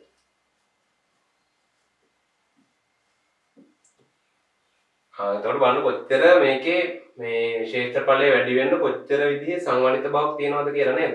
මේ විදිහේ මුලින් බිත්තිය නැමිලා තියෙනවා. බිත්තිය නැමිලා. හරි. රැලි සහිත වෙලා මේ වගේ. මේක තුල අංගුලිකා තියෙනවා මෙහෙම. හරි. අංගුලිකා තියෙනවා. ඒ නැමීමක තියෙන තවදුරටත් නැමුම්. ඒ අංගුලිකාවල කෙළවරේ තියෙන සෛලය කියන අංගුලිකාවක් මම මෙහෙම ගත්තොත් මේ යන්දින්නේ අංගුලිකාවක්. හරි. ඇඟිල්ලක් වගේ. ඒකේ මේ හරිය මෙහෙ හැමතැනම නෙමෙයි මේ හරිය හැදිලා තියෙන සෛලවල තියෙනවා මෙහෙම සුද්‍රාංගුලිකා. මේ සෛලය නම් මේ උන් සුද්‍රාංගුලිකා තියෙනවා. එතකොට මේ අග්‍රස්තේ තියෙන ඒවා. තවදුරටත් මොකද වෙන්නේ? එතනින් පෘෂ්ඨික ශ්‍රේෂ්ඨඵලය එයාගේ වැඩි වෙනවා. දැන් මේ කියන කරුණු කාරණා ඔක්කොම දායක කරගෙන එයා මොකද්ද බලාපොරොත්තු වෙන්නේ? තමන්ගේ පෘෂ්ඨික වර්ගඵලය වැඩි කරගන්න. ඒකෙදී අපි කියනවා මේ මෙන්න මේ විදිහට හැදිලා තියෙන නිසා හරි මෙහෙම සුද්‍රාංගුලිකා දක්වා ඇතිවෙච්ච මේ ව්‍යුහය. දැන් මේ වගේ බටයකින් එනකොට මේ ව්‍යුහය මෙහෙමනේ. එතකොට නේද? බ්‍රෂ් එකක් වගේ හරි. ඒ හැම නැමුමකම අග්‍රස්තේ සුද්‍රාංගුලිකා දක්වා විදිච්ච ශාකනය වීමක් නැත්නම් පෘෂ්ඨික වර්ගඵලය වැඩි නැමීමක් සිද්ධ වෙලා තියෙනවා. ඒකට අපි කියනවා බුරුසු දාරය කියලා. මොකද්ද බුරුසු දාරය කියන්නේ? ආන්ත්‍රික බිත්තිය ඇතුළත මේ අපිච්චදේ මේ ප්‍රදේශය හරි මේ ප්‍රදේශය මේකට අපි කියනවා බුරුසු දාරය. ඒතකොට මේ බුරුසුවකින් වගේ බ්‍රෂ් වෙලා එන්නේ හරි. බ්‍රෂ් වෙලා වගේ එන්නේ එන ආහාර ටික. විශේෂයෙන්ම මේ ව්‍යුහය තියෙනවා කියමු කොහෙද? ශේෂාන්ත්‍රකේ. අවසාන කොටස තමයි මේ ව්‍යුහය අපිට හොඳින්ම දකින්න පුළුවන් වෙන්නේ. ඒතර මෙහෙන් එනකොට ප්‍රධාන වශයෙන් අවශෝෂණය සිද්ධ වෙනවා ආකාර දෙකකින්. එකේ සමහරක් විට අක්‍රීයව වෙන්නත් පුළුවන්. බොහෝ දුරට වෙන්නේ සක්‍රීයව. හරි. සක්‍රීයව තමයි අවශෝෂණය සිද්ධ කරගන්නේ. ඒ කියන්නේ ATP විදිහට ශක්තිය වැය කරලා ග්ලූකෝස්, ඇමයිනෝ අම්ල ඒ වගේ දේවල් ගොඩක් වෙලාවට සක්‍රීයව ඇතුළට මේ සෛල අපිච්චද සෛල ඇතුළට අවශෝෂණය කරගන්නවා. නමුත් සමහරක් විට ෆ්‍රක්ටෝස් වගේ අණු ෆ්‍රක්ටෝස් වගේ අණු පහසු කළ විසරණයෙන් හරි පහසු කළ විසරණයෙන් ප්‍රාසන පරිලේ තියෙනවනේ ප්‍රෝටීන. ඒතකොට මේ ප්‍රෝටීන සමහරක් හැදිලා තියෙනවා සමහරක් අණු වලට ප්‍රෝටීන හරහා යන්න පුළුවන්. ඒකෙදි මේ ශක්තියක් එහෙම වැය වෙන්නේ නැහැ. නිකම්ම ප්‍රෝටීන හරහා මාර්ගයක් තියෙනවා. ඒ මාර්ගය තුලින් යනවා. ප්‍රාසන පරිලේ මෙහෙම සමහරක් ප්‍රෝටීන තියෙනවා. මෙහෙම ප්‍රෝටීන අණුවක්. මේ තනි අණුවක් මම කියන්නේ. මේ ප්‍රෝටීන අණුවේ මෙහෙම හරස් කඩක් මම ගත්තාම මෙහෙම හරස් කැපුමක් කියලා හිතුවොත් මේක මේ තියෙන ප්‍රාසන පරිලේ. ළමයි වගේ ඉන්නේ පොස්කොලිපිඩා. මේ හරහා දැන් අණුවක් එනවා ෆ්‍රක්ටෝස් මෙහෙම. එයාට පුළුවන් මේ හරහා යන්න ඕන. පහසු කළ විසරණ. ශක්තියක් වැය වෙන්නේ නැහැ. හැබැයි හැමෝටම මෙහෙම යන්න බෑ. ග්ලූකෝස් ඊට පස්සේ විටමින් වර්ග පෙප්ටයිඩ් ඒ වගේ ගොඩක් ඒවා යන්නේ සක්‍රීයව ATP වැය කරනවා. හරි. ඊට පස්සේ වෙන්නේ ඔහොම දැන් මේ ආන්ත්‍රික බිත්තියට නැත්නම් අපිච්චදයට මේවා උරා ගන්නවා. අපිච්චදේ තියෙන අඟුලිකානේ. ඒතර අඟුලිකාව වලට මේවා ගිහිල්ලා ඒවැය තියෙන රුධිර නාලිකා අඟුලිකාවක් සමන්විත වෙනවා රුධිර කේශ නාලිකා වලින්. හරි. මේ අඟුලිකාවක මෙහෙම රුධිර කේශ නාලිකා වසානාල ස්නායු ඒ හැම දෙයක්ම අන්තර්ගතයි. හරි. ඇතුළත මේ තියෙන අඟුලිකාවක ඇතුළත මේ තුල රුධිර නාලිකා වසාවාහිනී කේශ මේ ශිරා ඊට පස්සේ ස්නායු තන්තු ඒවා අන්තර්ගතයි. ඒවත් නැමිලා ගිහිල්ලා තියෙනවා. ඒ අනුව රුධිරයට එකතු වෙනවා. රුධිරයෙන් හදනවා හරි දාන්ත්‍රික මේ අපිච්චද වලට ඇවිල්ලා අපිච්චද වලින් මොනවද ගැනද මේ කියගෙන යන්නේ? මේ පෝෂක. හරි. මෙන්න මේවා ගැන මේ කියන්නේ. මේවා උරා ගන්නවා. උරා ගන්න කොහටද? අඟුලිකාවල තියෙන අපිච්චද සෛල වලට. ඒවයන් ලබා දෙනවා රුධිරයට. හරි. රුධිර කේශනාලිකා වලට ලබා දෙනවා. ඒතකොට අන්ත්‍රයේ තියෙන රුධිර කේශනාලිකා සියල්ලම එකතු වෙලා හදන්නේ මොකද්ද? ඒක ඕගොල්ලන්ට ලොකුවට නැහැ. ඒකට කියනවා අපි අතුණු බහන් ශිරා කියලා. මේවා තියෙනවා එහෙම සම්බන්ධයක්. හරි අතුණු බහන් ශිරා. නිකන් මම අතුණු බහන් ශිරා. නිකන් ඒක දැනගන්න ඒක මේකේ සඳහනක් නැහැ ඔයගොල්ලන්ගේ සිලබස් එකේ. මේවෙන් යනවා යාකෘතික මේක තියෙනවා. යාකෘතික ප්‍රතිහාර ශිරාව. ඒ කියන්නේ තමයි මේක ගොඩක් ලස්සන වැඩක්. මොකද්ද වැඩේ?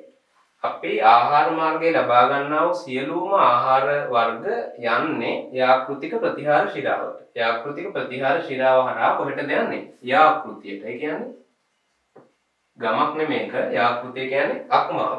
අක්මාවට යන්නේ. ඒ අක්මාවට ගිහිල්ලා අක්මාව තුලින් විෂහරණ ක්‍රියාවලිය වෙන්න පුළුවන්. ඒ වගේ සුදු ජීවීන් ඉන්නවා නම් තවදුරටත් ඒවා විනාශ කරන ක්‍රියාවලිය වෙන්න පුළුවන්. ඒවා මේ බොහොමයක් සිද්ධ කරලා තමයි ඒවා රුධිර පද්ධතියට එකතු කරන්නේ. එහෙම නැතුව නිකන් ඔහේ යන්නේ ඒක හරියට අධීක්ෂණයක් වගේ. හරි මෙයා කරන්නේ නේද? අක්මාව මගේ අර නිකන් තත්ත්ව පරීක්ෂණයක් වගේ නේද? ඔක්කොම කරලා ලෑස්ති කරලා දැන් ඔය කම්පැනිස් වලත් එහෙම ඉන්නවනේ තත්ත්ව පරීක්ෂකවරයෙක් කියලා.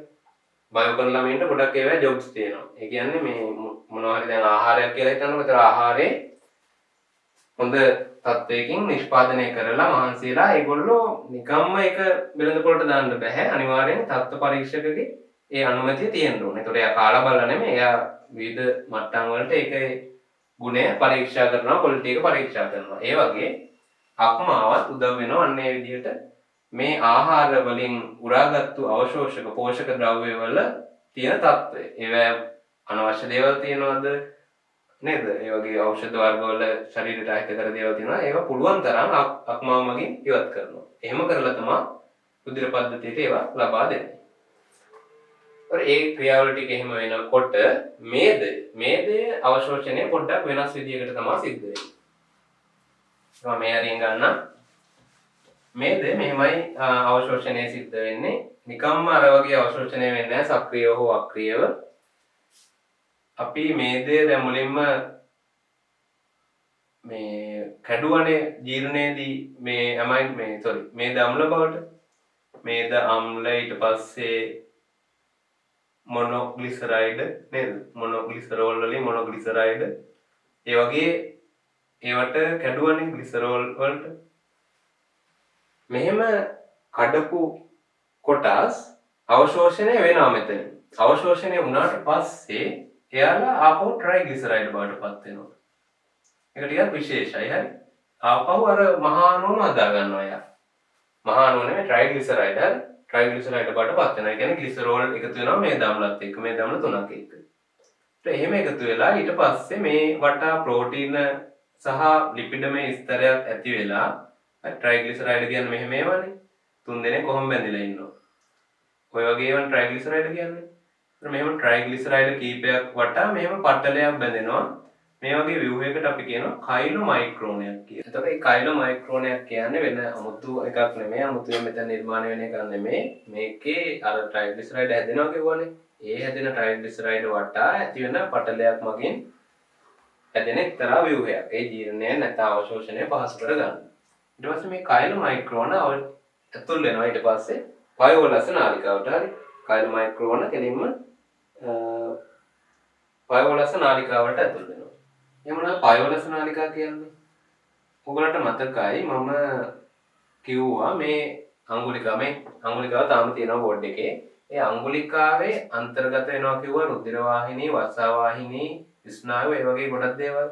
ඒකට මේ අංගුලිකාවක් අපි මෙහෙම සැලකුවොත් එයාගේ ප්‍රධාන වශයෙන් අපිට දකින්න පුළුවන් මේ වගේ වසා වලට අයිති නාලිකාවක් කොහොමද?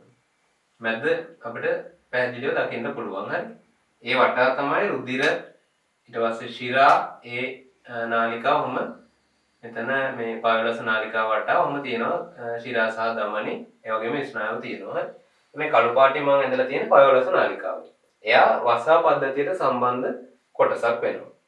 ඒ අනුව මේ පයෝලස නාලිකාවට තමයි මේ කයිලෝමයික්‍රෝන අවශෝෂණය වෙන්නේ. ඊට පස්සේ මේ වසා වලට සම්බන්ධයිනේ.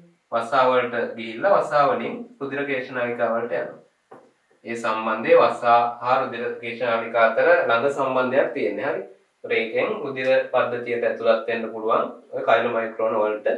ඊට පස්සේ මේදේ අවශ්‍ය තැන් වලට හෝ ගබඩා කරන්න හෝ ඒවා ඒ රුධිරය මගින් යොමු වෙනවා අවසානයේ. හරි. ඒ අනුව ග්ලූකෝස්, ඇමයිනෝ අම්ල, මේ කුඩා පොලිපෙප්ටයිඩ් ඊට පස්සේ නියුක්ලියික් ඒවා ඒ හැම එකකම අවශෝෂණය මෙතෙන්දි සඳහන් කරා මේදේ කොහොමද කියලා. දැන් කිව්වේ මේදේ ලිපිඩ අවශෝෂණය වෙන්නේ කොහොමද කියලා. ඊට අවසානයේ ජලය යම් ප්‍රමාණයකුත් අවශෝෂණය වෙනවා.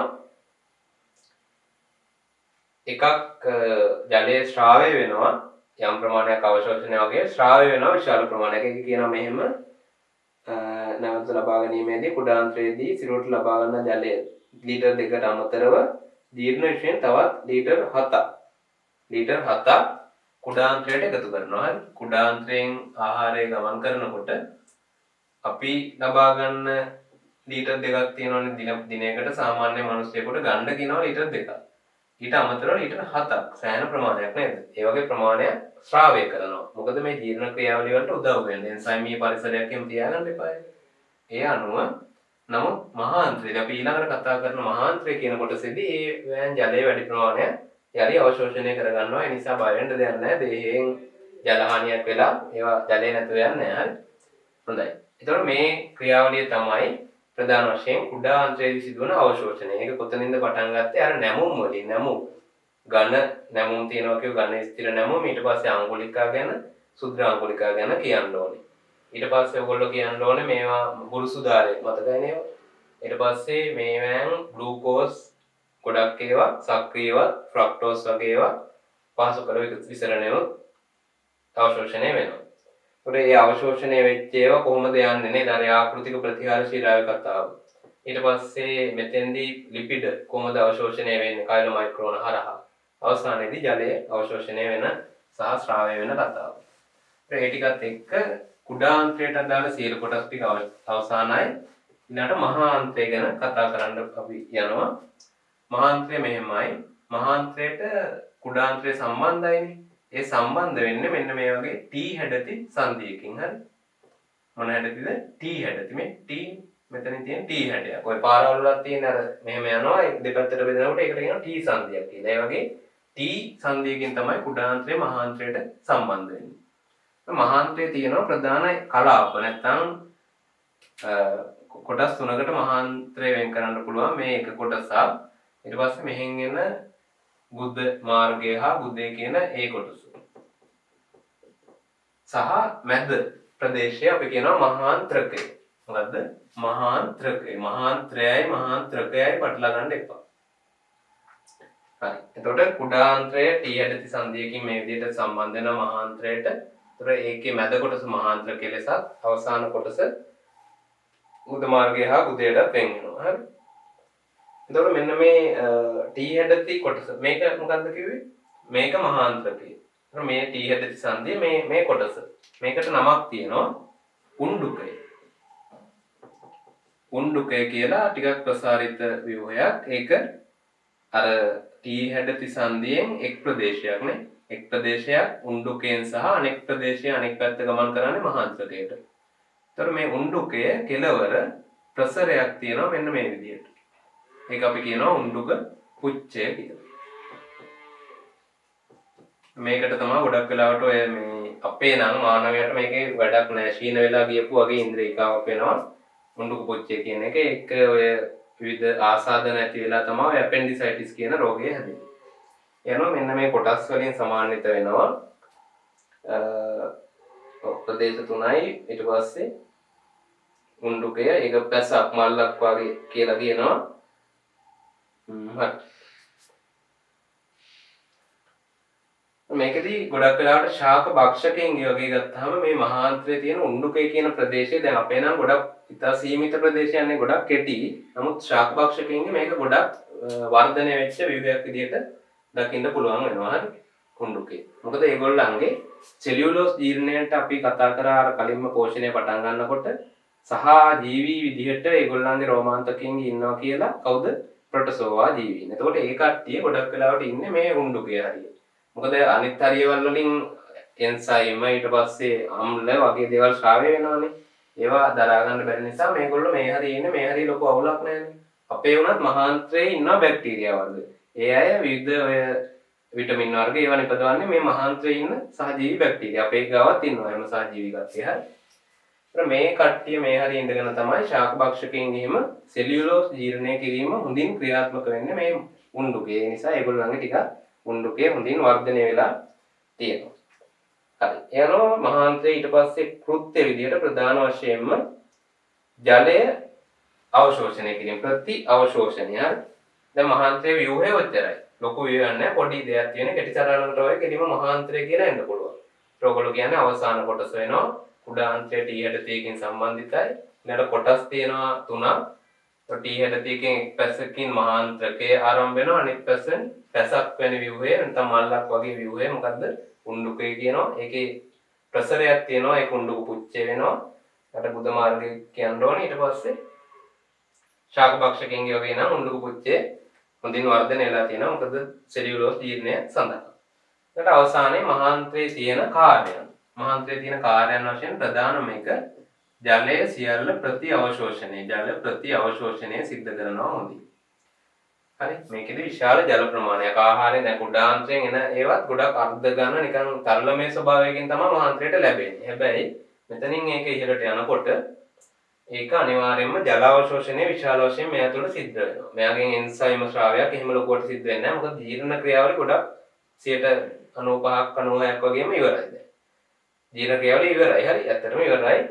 මේ හරියෙන් වෙන්නේ අර ජල අවශෝෂණය ප්‍රධාන වශයෙන් ඊට අමතරව මේ මහාන්ත්‍රකයේ ඉන්න සමහරක් බැක්ටීරියා සහජීවී කට්ටිය සහජීවී බැක්ටීරියා වගේ කට්ටිය විටමින් නිපදවනවා. හරි නිපදවන විටමින් හරි සහජීවී බැක්ටීරියා මගින් විටමින් B, විටමින් K ඊළඟට ෆෝලික් අම්ල. සහජීවී කට්ටිය විටමින් B, K, ෆෝලික් අම්ල වගේ ඒවා නිපදවනවා. ඒකේ ඉඳගෙන මහාන්ත්‍රකේ ඉඳගෙන ඒගොල්ලෝ මහාන්ත්‍රයේ ඉන්න වෙන කොහෙවත් ඉන්නේ නැතුව අර පරිසරතත් අමාරුනේ එන්සයිම් ඒගොල්ලෝ ජීර්ණ වෙනවා ඒගොල්ලන්ටත් හානි කරන නිසා ඒගොල්ලෝ ගොඩක් මහාන්ත්‍රයේ ආශ්‍රිතව ඉන්නවා. ඊට අමතරව මේකෙදී ආහාරනේ ක්‍රමාකුංචන තුලින් ගමන් කරලා විශේෂයෙන් තන්තු ආහාරයේ තියෙන තන්තු අපි තන්තු සහිත ආහාර ගන්න කියන්නේ මේ ප්‍රදේශයෙන් යනකොට මොකද වෙන්නේ? ජලය අවශෝෂණය කරනෝනේ. ජලය අවශෝෂණය කරායින් පස්සේ ආහාරය ටිකක් ඝන ස්වභාවයක්, වියලි ස්වභාවයක් ලැබෙනවා. එතකොට ඒක අර තන්තු තිබුණොත් තන්තු වලින් පිළිපුන් බවක් ආහාරයට ලබා දීලා ඒක ගමන් කරවීම පහසු කරනවා. නැත්නම් මේ හරියට යනකොට ගොඩක් ඝන වෙලා අර මල ද්‍රව පිට කිරීම අපහසු තත්ත්වයට නැත්නම් මල බද්ධය කියන රෝගී තත්ත්වය තියෙනත් මේක දායක වෙනවා තන්තු සහිත ආහාර අඩුවෙන් ගත්තාම. හරි. ඊට පස්සේ ඔය කතා ටික මහාන්ත්‍රයට අදාළව ඔයගොල්ලෝ කියන්න ඕනේ. ඊට පස්සේ අවසානයේ ආහාර ජීර්ණ පද්ධතිය අවසානම කොටස බුද්ධ මාර්ගයේ. ඒතකොට ඒකෙදි වෙන්නේ සියලුම අර පෝෂක අවසාන කරපු ඒ කියන්නේ පෝෂක ද්‍රව්‍ය සියල්ල අවසන් කරපු මොනව අවසන් කරපුද? අවශෝෂණය අවසන් කරපු. හරි. ඒක බැරි වුණානේ කියන්නේ.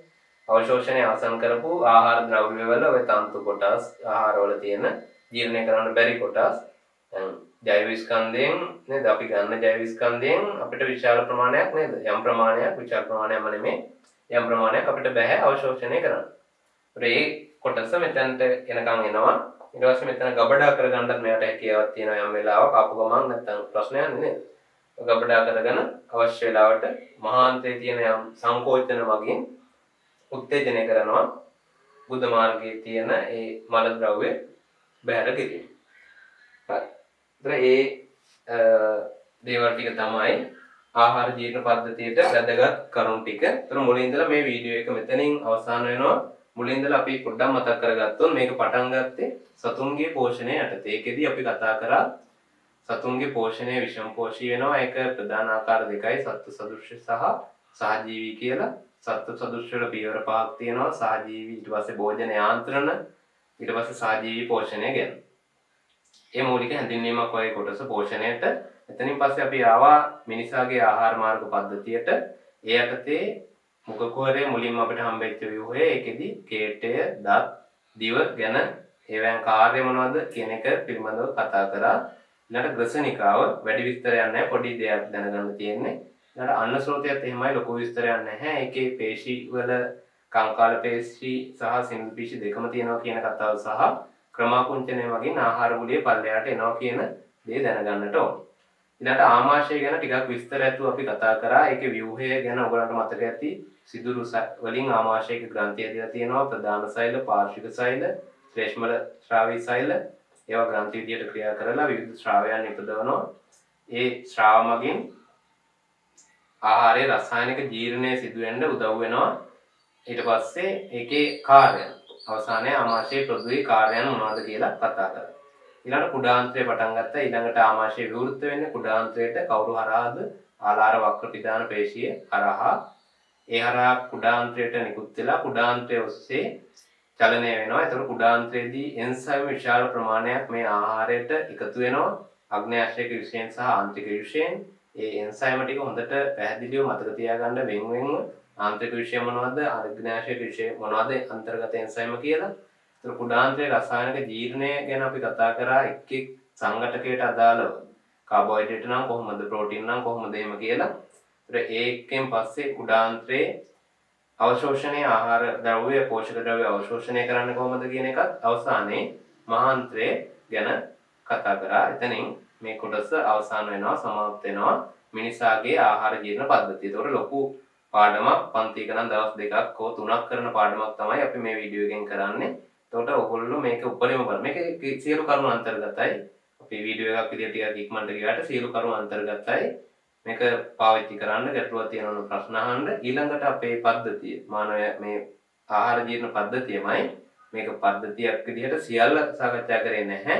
ඊළඟ වීඩියෝ එකෙන් අපි ආහාර ජීර්ණ පද්ධතියට අයත් ග්‍රන්ථි සහ ඒ ආශ්‍රිත ක්‍රියාවලියන් පිළිබඳ ඉදිරි දේවල් ටිකක් කතා කරනවා. එතකන් සියලු දෙනාටම ආයුබෝවන්. We'll go through the wastelands, through the highways, and on we'll go.